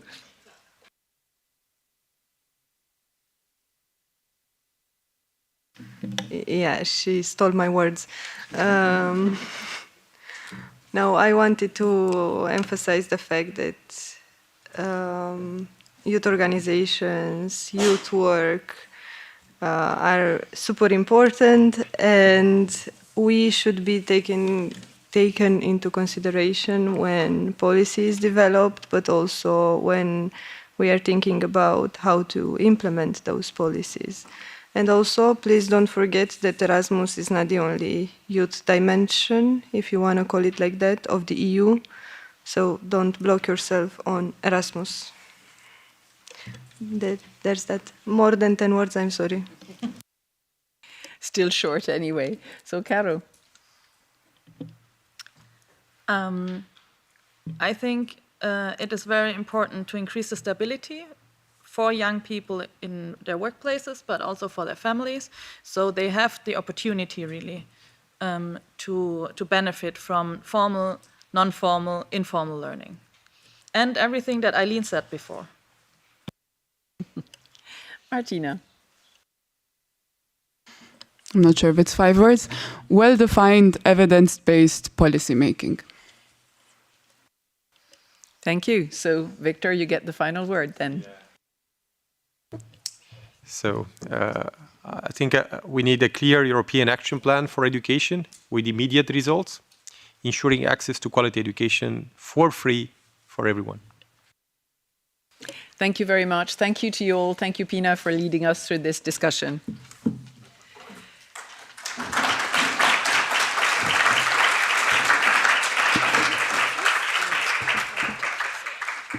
And while we welcome the moderator and speakers for our 3rd panel, just a little highlight of how we are going to continue our discussion. We will focus on the broader idea of youth glass ceiling, because young people need to be better represented. We have heard that already this morning. They need to be empowered, but how can we help them take their place in society? How can we help them play their rightful role as citizens? And that goes, of course, beyond education. We want to involve them we have also touched upon that part of the discussion already. We want to involve them in political life and in civil society, which seems to be a bit difficult to carry out these days. So to lead us through that particular discussion, it's my pleasure to welcome Celia Marcula, who's the president of the European Youth Foundation, and she's also a member of the working group on education, youth, culture and sport that took part in the conference on the future of Europe. Celia, good morning. Good morning, thank you. The European Youth Forum, we're not a foundation. We are the largest platform of youth organizations in the world. We represent youth, civil society, youth organizations in Europe. So everything from party political youth organizations, yes, is one of our members, but also Scouts and Guides, national youth councils from countries all the way up to Azerbaijan and from there to Portugal. So we're a very wide network of young people, and I'm both happy to be here as a moderator, but currently as the president of the platform, it's also my pleasure to be here and discuss the European Year of Youth with you. With me here today, I have some excellent panelists to discuss the topic. So we have right here next to me, we have Biljana Sirakova, who is the EU Youth Coordinator. You have perhaps met her around. She does an excellent work for young people. We have Pina Tucci, who is the Executive Director of the National Youth Congress of Albania, that's organizing the European Youth Capital 2022 in Tirana. We also have Nicola Tingoretti, yes, we do, who's the president of the Lazio region in Italy. And here we have Petra Kammerevert from the S&D cult coordinator with us. And the discussion really is on the broader topic of the ways to promote youth participation, representation and empowerment. And I kind of want to narrow that down and focus really on the different ways we can bring young people into policymaking and decision-making processes in a systematic way, what those different kinds of ways are, and how can we really do that in different concrete ways. We know that, at least from our side, we tend to look at youth topics, meaning all of the policy areas, not just the sort of traditional areas of education or sort of where we very often find ourselves stuck in when we talk about youth. We want to talk about employment, we want to talk about climate. All those different areas concern us as a generation, and that's a very important thing for us as we talk about youth. We don't only want to talk about education, we want to talk about all the different policy areas, since those have a very tangible impact on our lives, but also they do concern us, even if it doesn't have the word youth in it.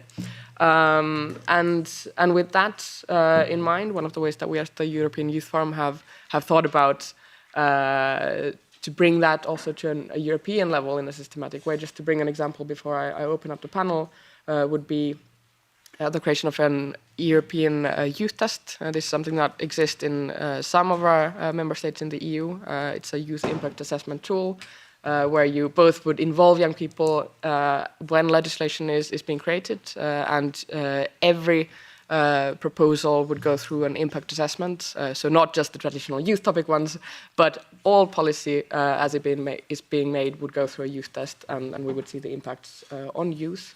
And if there are negative impacts, then there would be different measures to mitigate those that would have to then be created and discussed.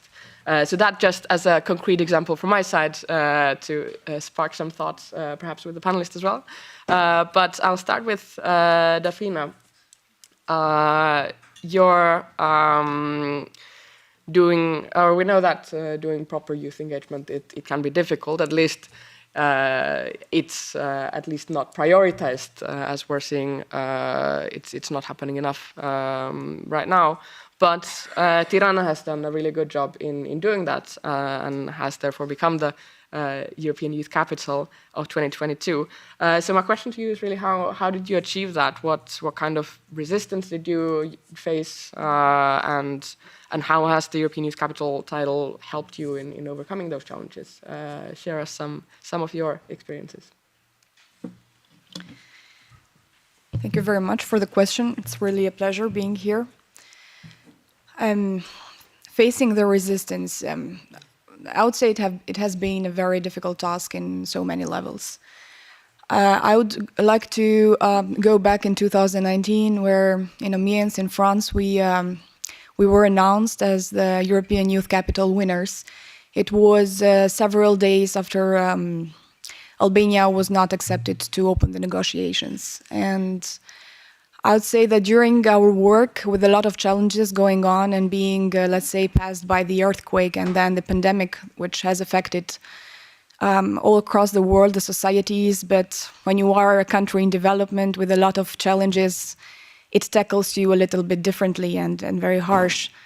The first resistance that we had to do was in terms of mentality and social discourse, because the numbers of EU believers are being put into risks in so many times, not because our societies and governments are not working. I'm talking now also in behalf of other Western Balkan countries, are not working enough in that path.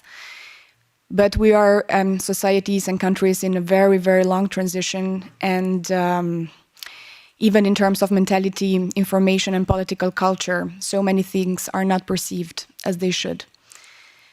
Trying to make societies believe systematically in the European dream is a kind of resistance in itself, and it's a systematic resistance. With the European Year of Youth in Albania, in Tirana, we made possible to give a very strong impulse to the youngest generation. But through those people, through those young people, we have affected also the families, their parents, their grandparents. Because, you know, when a young person experiences something great, they tend to share. And when the others feel that kind of impact that their child, their friend, their cousin is doing something good and it's moving, it also helps to strengthen that kind of impact and impulse. And I think that in 1 year and a half, we managed to give a positive impulse, not only in Tirana, but all across the country. And I would say the first resistance is exactly that one, of not being lost in translation and also trying to build hope in a meaningful way. The second one is to mainstream the youth policies. It's difficult because, for example, just to bring certain figures, we have a loss of 5.5 billion euros based on the World Bank statistics because of the youth migration.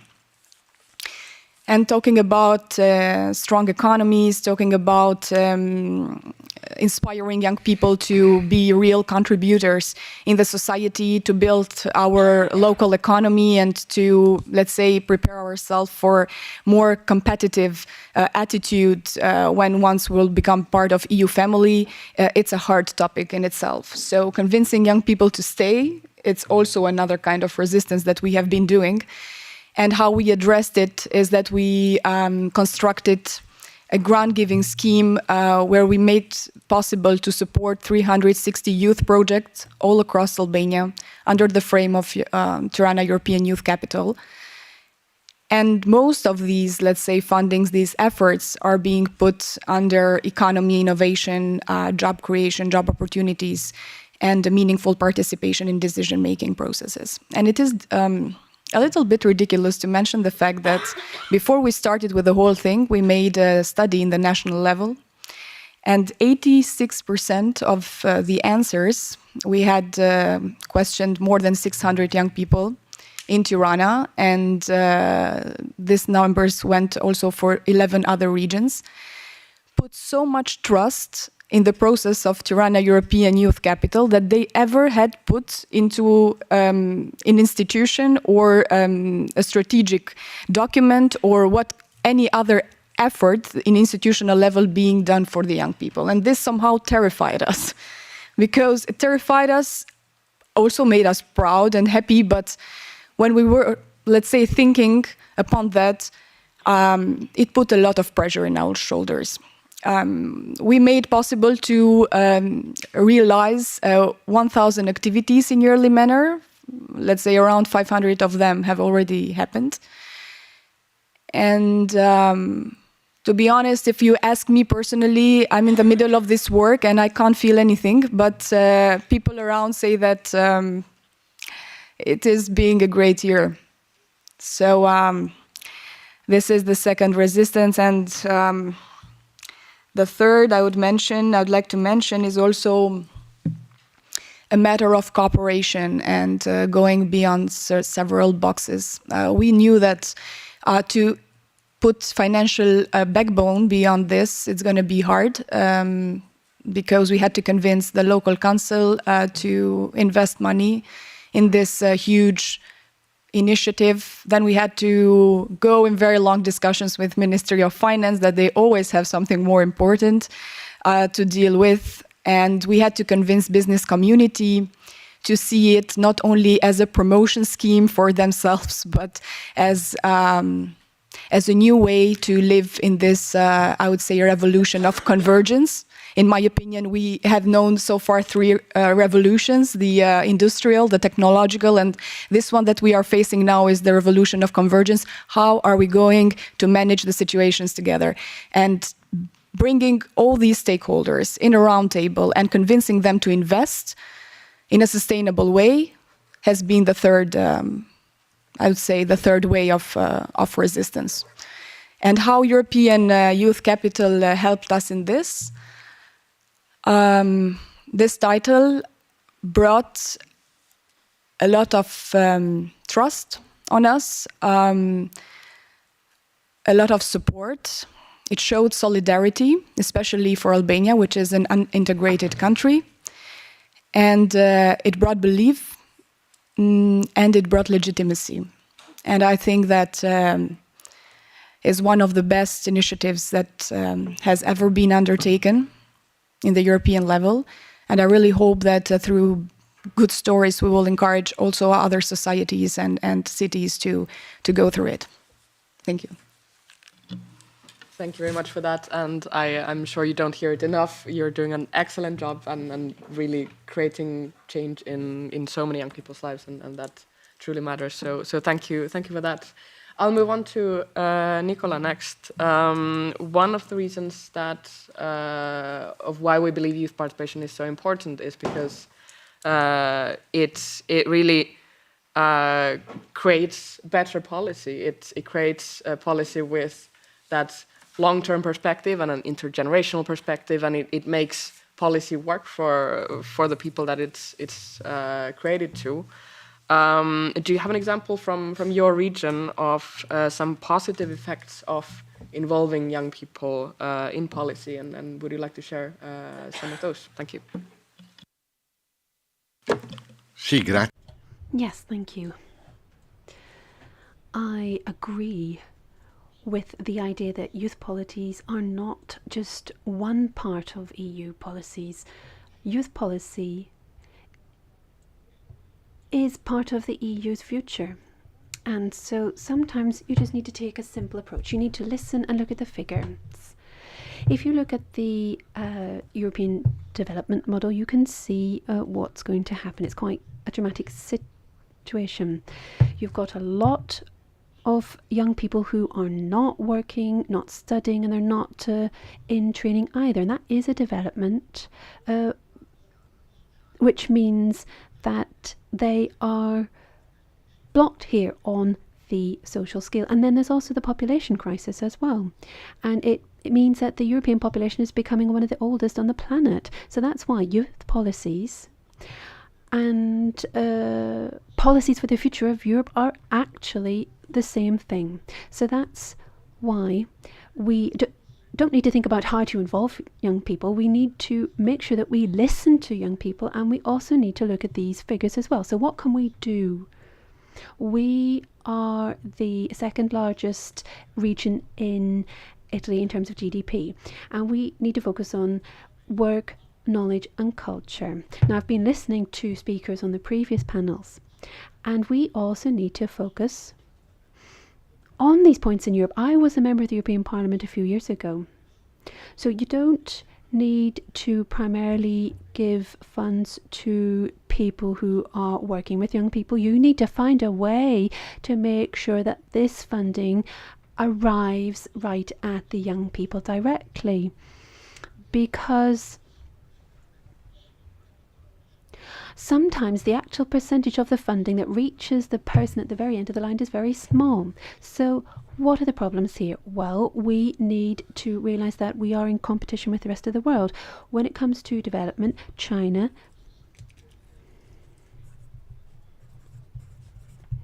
invested 2.4% of GDP in development in the future, and there was $64 billion, and that was 3.4 of GDP. If you look at the 27 member states, you have $334 billion, and that is only 2.4% of GDP divided by 27 national policies. So that is the kind of figures we're talking about. That's not good. This is a deficit here when it comes to the new generation. We have the huge figures dedicated to research in China and the United States, and we have much less that's divided up by 27 in the different member states. So we need to think about what we can do with the same sort of budget to make sure that we harmonize the policies and make sure that we have the right positions. So we have been trying to do this. We moved from 17,000 to 30,000 of these grants for these young people, and we wanted to support this scientific education for young people. We've got a new European funding for the next 5 years, and we are looking at allocating funding for research in universities. But within this budget, well, it wouldn't let a European student to be at the same level as students in other parts of the world. And so that's a huge issue. Also think about other issues such as defense and energy. We need to take action here, because anybody who is born here and grows up here on this continent, they need to be able to benefit from the budgets available, but they're not being given the same access to the same sort of impact because of the different countries. So we do need to listen. It's not just about policies for work. We know that precarious work means that many young people don't have access to credit. You can't access credit, and that means then you cannot start a business. So we need huge investments. We've got 2 big projects funded by EU money, and they have made it possible for micro enterprises to be set up, and that then creates jobs, and then these young people are working for themselves. So what we do need is to have alternative forms to bank credits, so that any young people who want to set up their own companies can get onto the market. But they can't do that because of the banking system. If you don't have a job, if you don't have the nationality, if you don't have an address, if you don't have guarantees, then you don't have access to that as well. Just last week,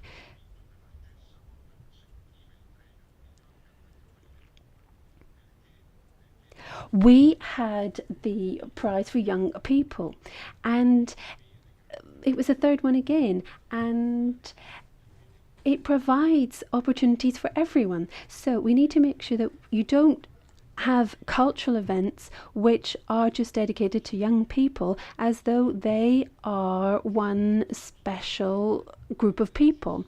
It is about accessibility for everyone.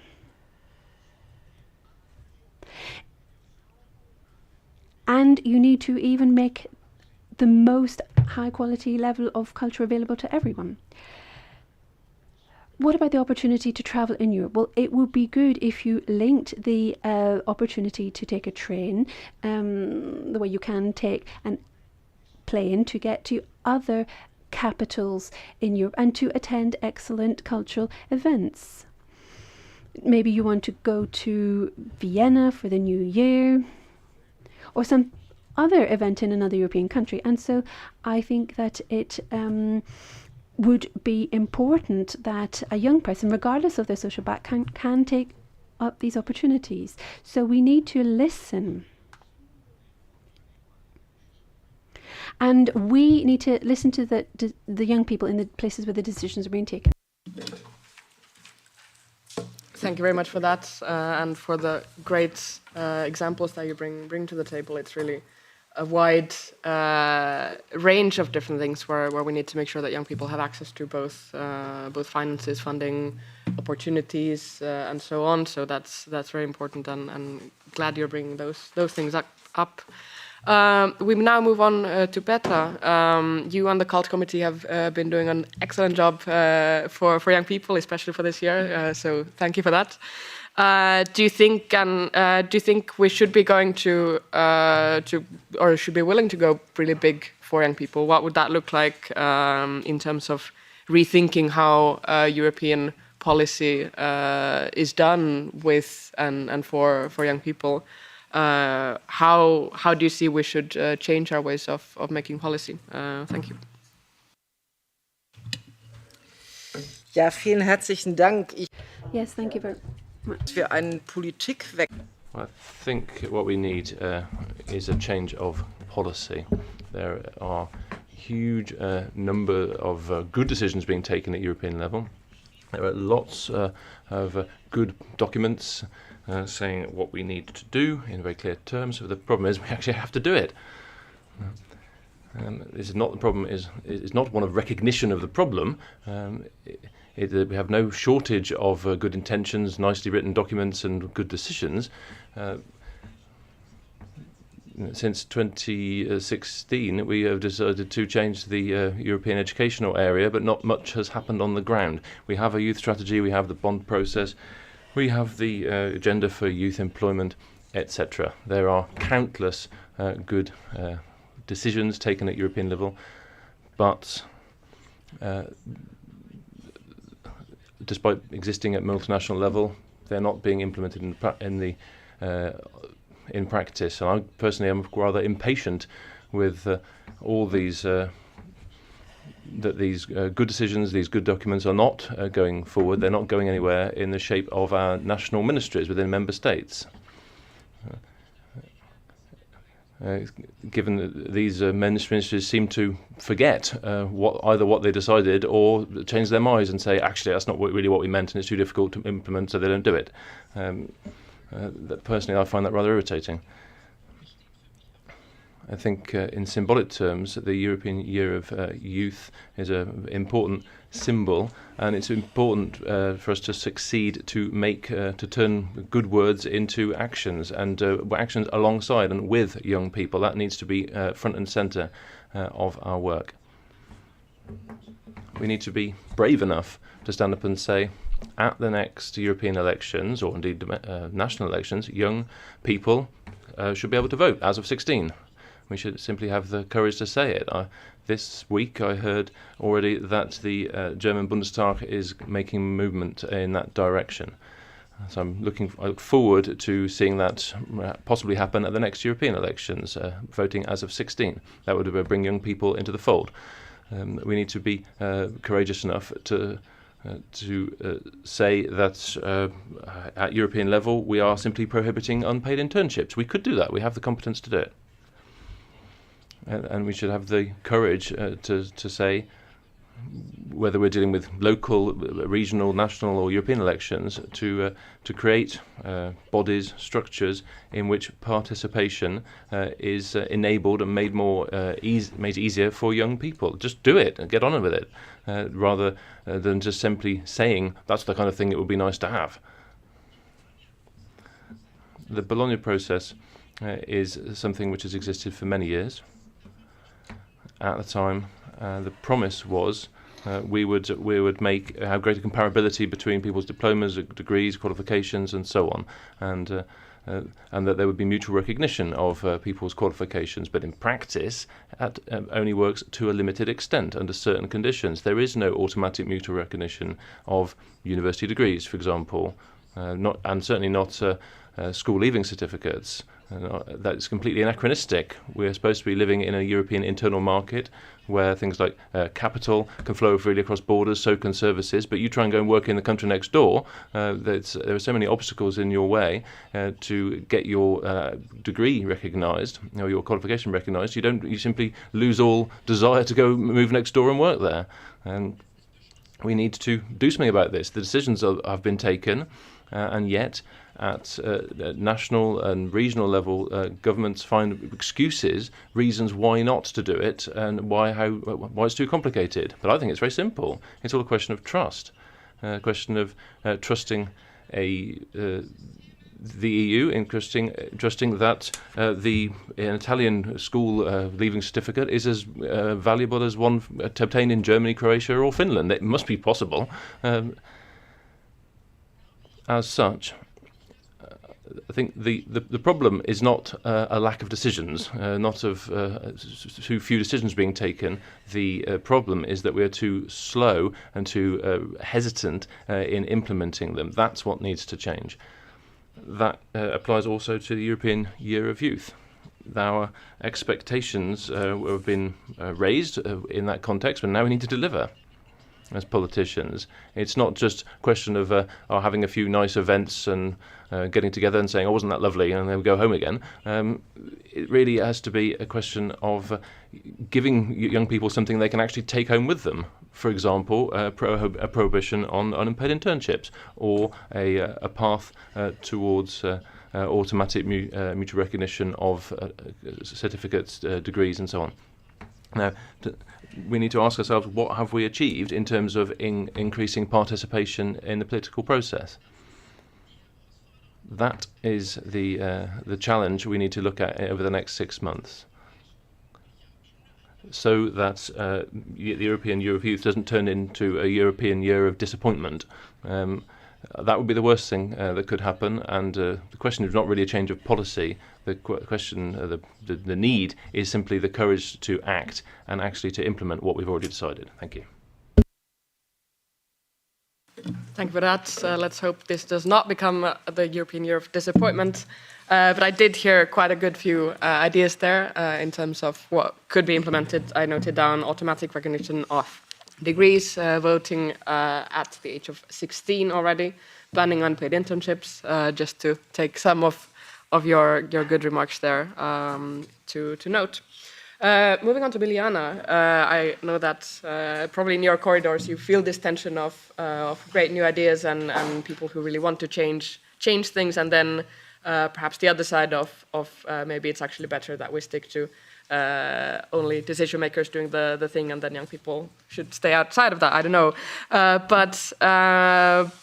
but really, not to put you in any awkward position or anything, but I did mention the European Youth Test as a start of this panel as something that we'd like to see as a legacy for the European Year of Youth. If that's not the legacy, then what? What does the Commission want to bring to the table? What can we expect or see or hear or wish for as a legacy? Thank you very much, Celia, for this question. Legacy of the Year, and indeed this is the title also for this event. And I would like to also thank SND for the invitation, and in particular MEP Kamerveld for inviting me to be here part of this panel. So on the legacy of the year, I will start though a little bit broad, if you allow me. First, we know that the European Year of Youth is a commitment which is shared by EU institutions, governments, and really many diverse stakeholders in Europe who work for and with young people. And while the proposal for the year came from the Commission, it was endorsed by the co-legislators. And now we see that many of the deliverables of the year, I would say even the majority of them, so these really results and actions and initiatives, they are not actually top-down initiatives. When we look at now the more than 3,500 activities that are submitted on the European Year of Youth map on the page, we see that they're actually bottom-up actions. And I think this is something that is great to see, and I really liked how, Dafina, you talked about the youth capital and this momentum that it brings, this hope and just impulse, you called it. You described the impact of that very beautifully. And I think we can say as well that for us, the European Year of Youth seems to have taken life on its own. And this is great because it makes everyone think, wherever they are, in whatever role, what more can I do for young people? What would be my contribution for this? Even if we just look at in the last 7 days, there are more than 800 tweets with the hashtag of the year. This is my plug-in here to put it, EYY 2022, and European Year of Youth is also the hashtag we use. And I know you can say, okay, this is kind of, tweets, branding, marketing, results and success. And this is one thing, but I think if one looks behind what is behind, they can see a lot of great examples of already concrete action that is happening and which are impacting young people positively. And I think as a result of all this momentum that is happening and this collective action, there will be not only a single legacy of the year, but I think that we will see multiple legacies of the European Year of Youth at all different levels. And this is what we are trying to promote as well, so that young people can see the direct impact. Earlier in the panel, there was this talk about education, and Martina referred actually to empowering students in the school structures.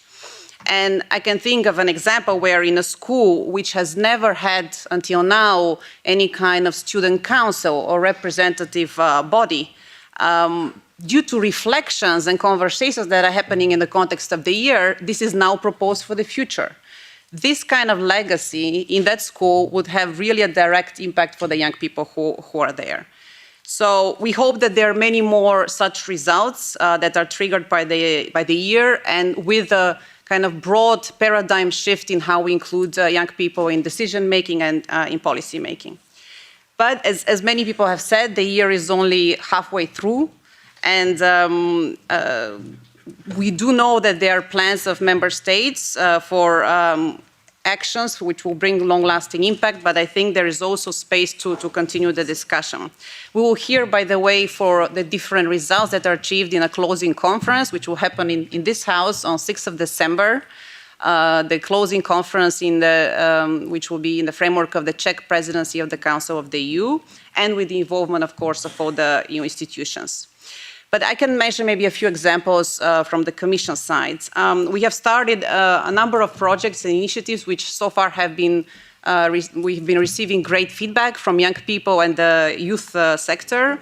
Among them are the youth policy dialogues with commissioners, as well as the voice recording platform, where hundreds of young people have already recorded their ideas, their messages, and recommendations.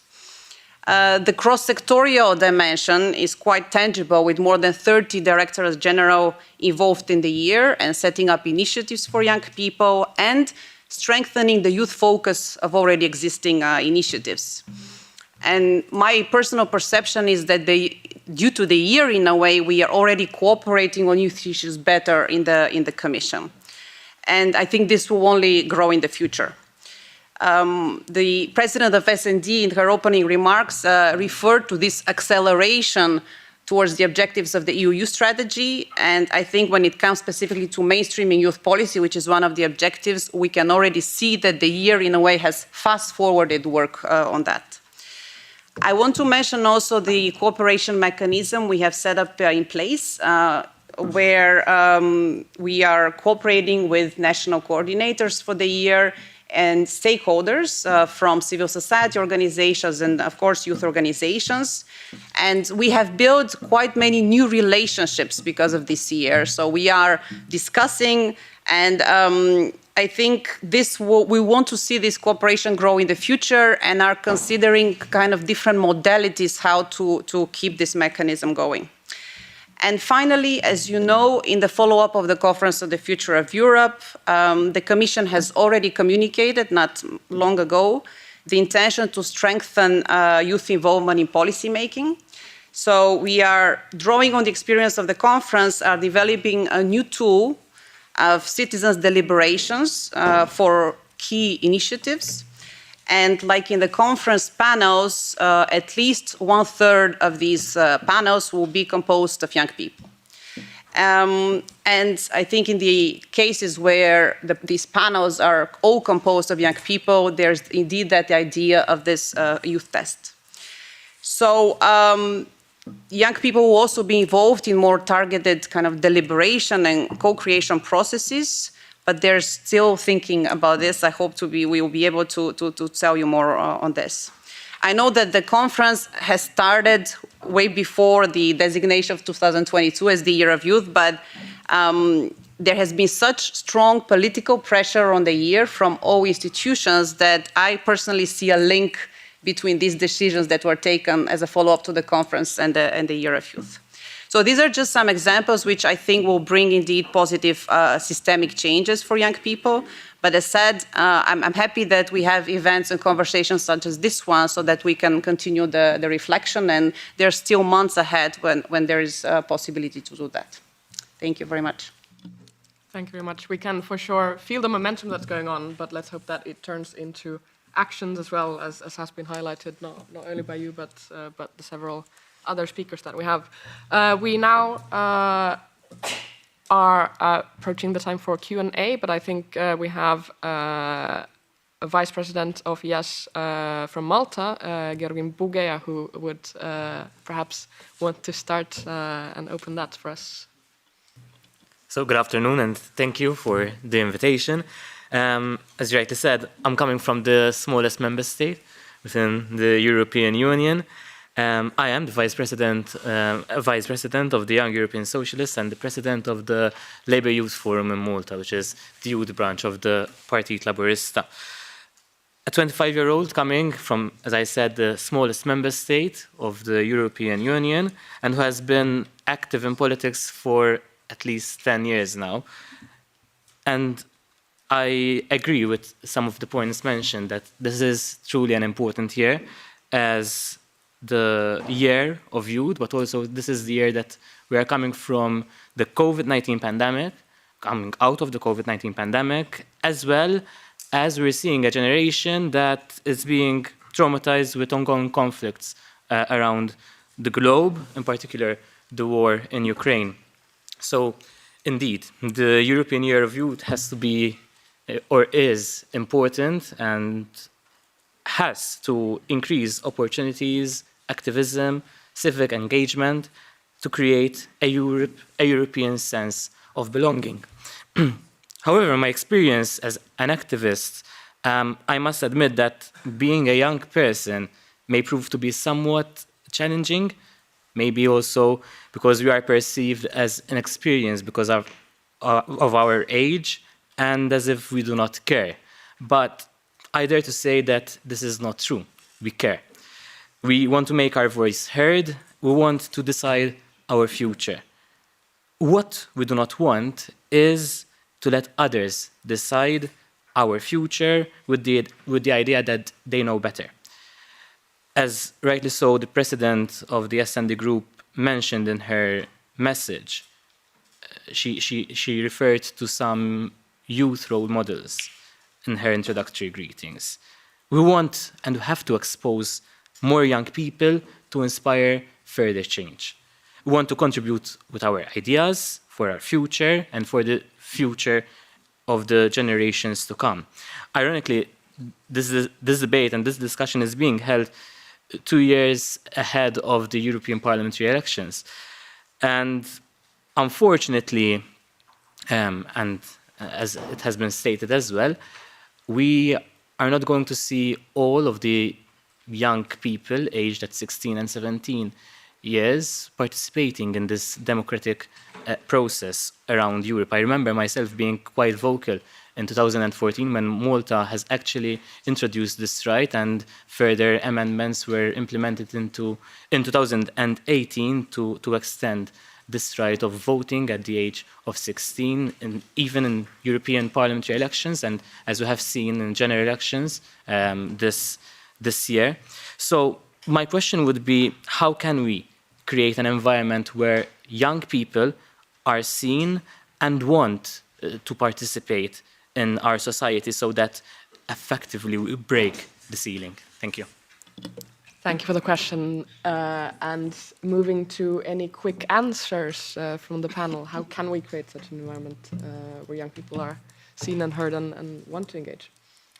Anyone? Definitely. Yeah.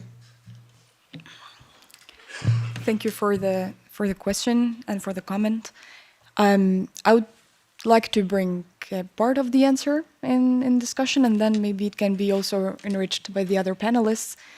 I think what is important is that the youth matters should be discussed in a broader scope and not only among youth groups. I would say that it's really time for intergenerational dialogue. That these issues become political issues for real, because in the terms of voters, we know that we don't have only young people who vote and decide upon leadership, upon political system, upon the way how many things would flow for the upcoming years.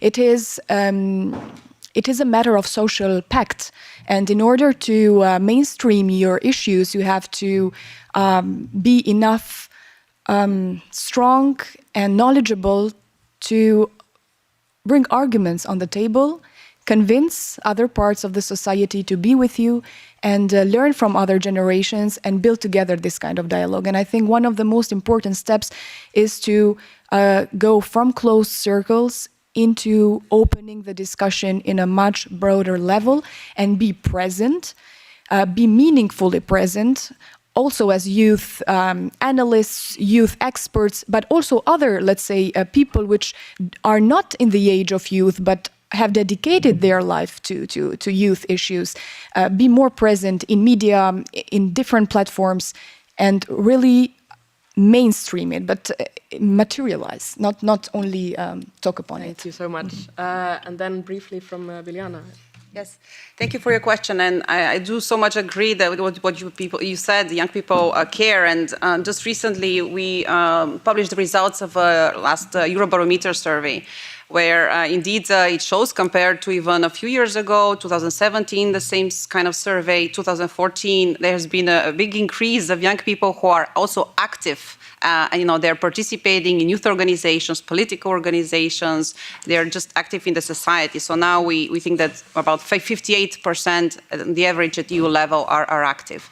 And when we ask them about what are your expectations of the European Year of Youth, their top expectation of the year is for society and decision makers to listen more to the views of young people.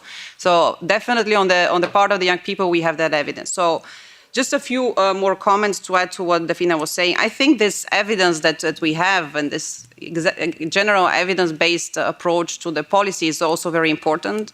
This is why another thing to mention, recently we revised the EU Youth Indicators Dashboard in order to have the data, and also not only average levels, but also for certain groups of young people, disaggregated data, which can lead us in better decision making. So this is what I would say, as Celia is signaling to me. Thank you. Thank you. Do we have a brief comment from Nicola? Sì, brevissimo. Very brief. There's one point we need to put in, though. As I said earlier, I agree on saying that not all young people have the problems we mentioned. There's a part of the European youth who have parents of have a good income, in a good social station. They live in cities and who are living very well. The difference is that there's been a great increase in inequalities and differences. So there are fewer young people part of this class, and the excluded people are increasing. So we must increase opportunities combating inequality, because inequalities in Europe are often generational. So to give the opportunity, for instance, in Italy, a project that worked very well, which is called Torno Subito, I'll be right back, gives young people, no matter which social condition they come from, gives them the opportunity to organize work, study opportunities, whatever, in any other European countries. They can go and work for a year and then come home. This is an example how through a European action we can impact the living conditions of people who need help. Thank you. Thank you very much for that. And finally, Petra. Ja, vielen Dank. Also Thank you. I speak a lot with young people. I very often host school classes here in Brussels. It's very close to my home country after all. And very frequently I meet a lot of very engaged young people who think about the future, who have ideas, and who are very engaged. Those ones are not the ones who need to be motivated. We don't need to encourage them to get involved. I'm more concerned about those who feel so excluded, so frustrated, who say to themselves, no one's listening to me anyway, might as well not bother. And those are first and foremost those young people we need to target and work with, and where youth organisations have to try and integrate them, involve them to some extent, in order to get them to understand that actually you are a valuable part of society. You have a voice, and this goes hand in hand to some extent with political. To what extent does school prepare people for participation in society? What does it mean to be a member of society? How can I make a contribution? That's one part of the question. The other side of it is also actually us being proactive in approaching that tranche of society and proactively telling them you have something to offer. I think the dialogue initiative mentioned, I think, was a really good one, I thought. It's something I think is very important. We need to look at how together you can find a good solution that suits everyone. Because we shouldn't give young people the impression that they can draft proposals and then everything will simply go through on the nod. There's no questions asked. No, rather it's a dialogue. What's okay? What's not going to work? Sometimes there are financial difficulties, financial barriers to be overcome, and there are other issues which may preclude everything that's on paper happening in reality. But it's good to institutionalize that kind of approach and try and have a kind of structured dialogue which will help us make some progress. Thank you.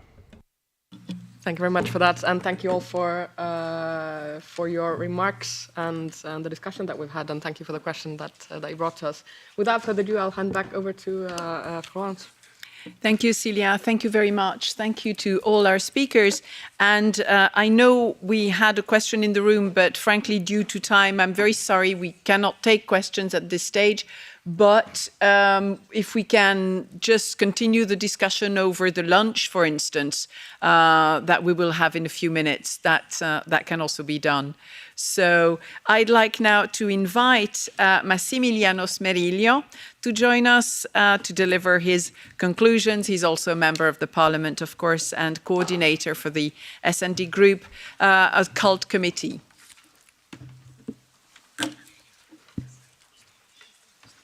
You could stay.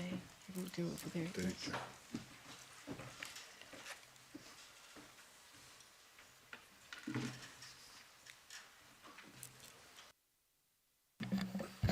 Sì, grazie. Thank you. No, this has been a very important day. We've been able to set up a map of words, solitude, loneliness, uncertainty, gender disequality, connection, rights, lack of work, social equality, schooling, unease. And we also have the need to have a greater ambition, which is that of speaking to all young people, all, to the ones who don't go to school, the ones who don't have a job, who have educational poverty, those who've had to deal with anti-historical situations such as Brexit, or who've been impacted by the pandemic. All young people. We learnt from Women's Lib about gender equality. That was a good panel with many women present, but there were no migrants present. For instance, second or third generation people, young people, which is a big problem, and they are part of our Europe. This morning, today, we were all white. That's another problem we have to look at and deal with. There's a lot of food for thought, and our objective is that to support and continue with the European Youth Year, set up some real changes, create a lasting heritage that this year must continue, and maybe we can start fighting for an extension of a further 6 months for this year, because it coincides with historical situations such as the war on European soil. And young people are also impacted by the war. Those who are trying to escape the war, the others who are fighting for their independence.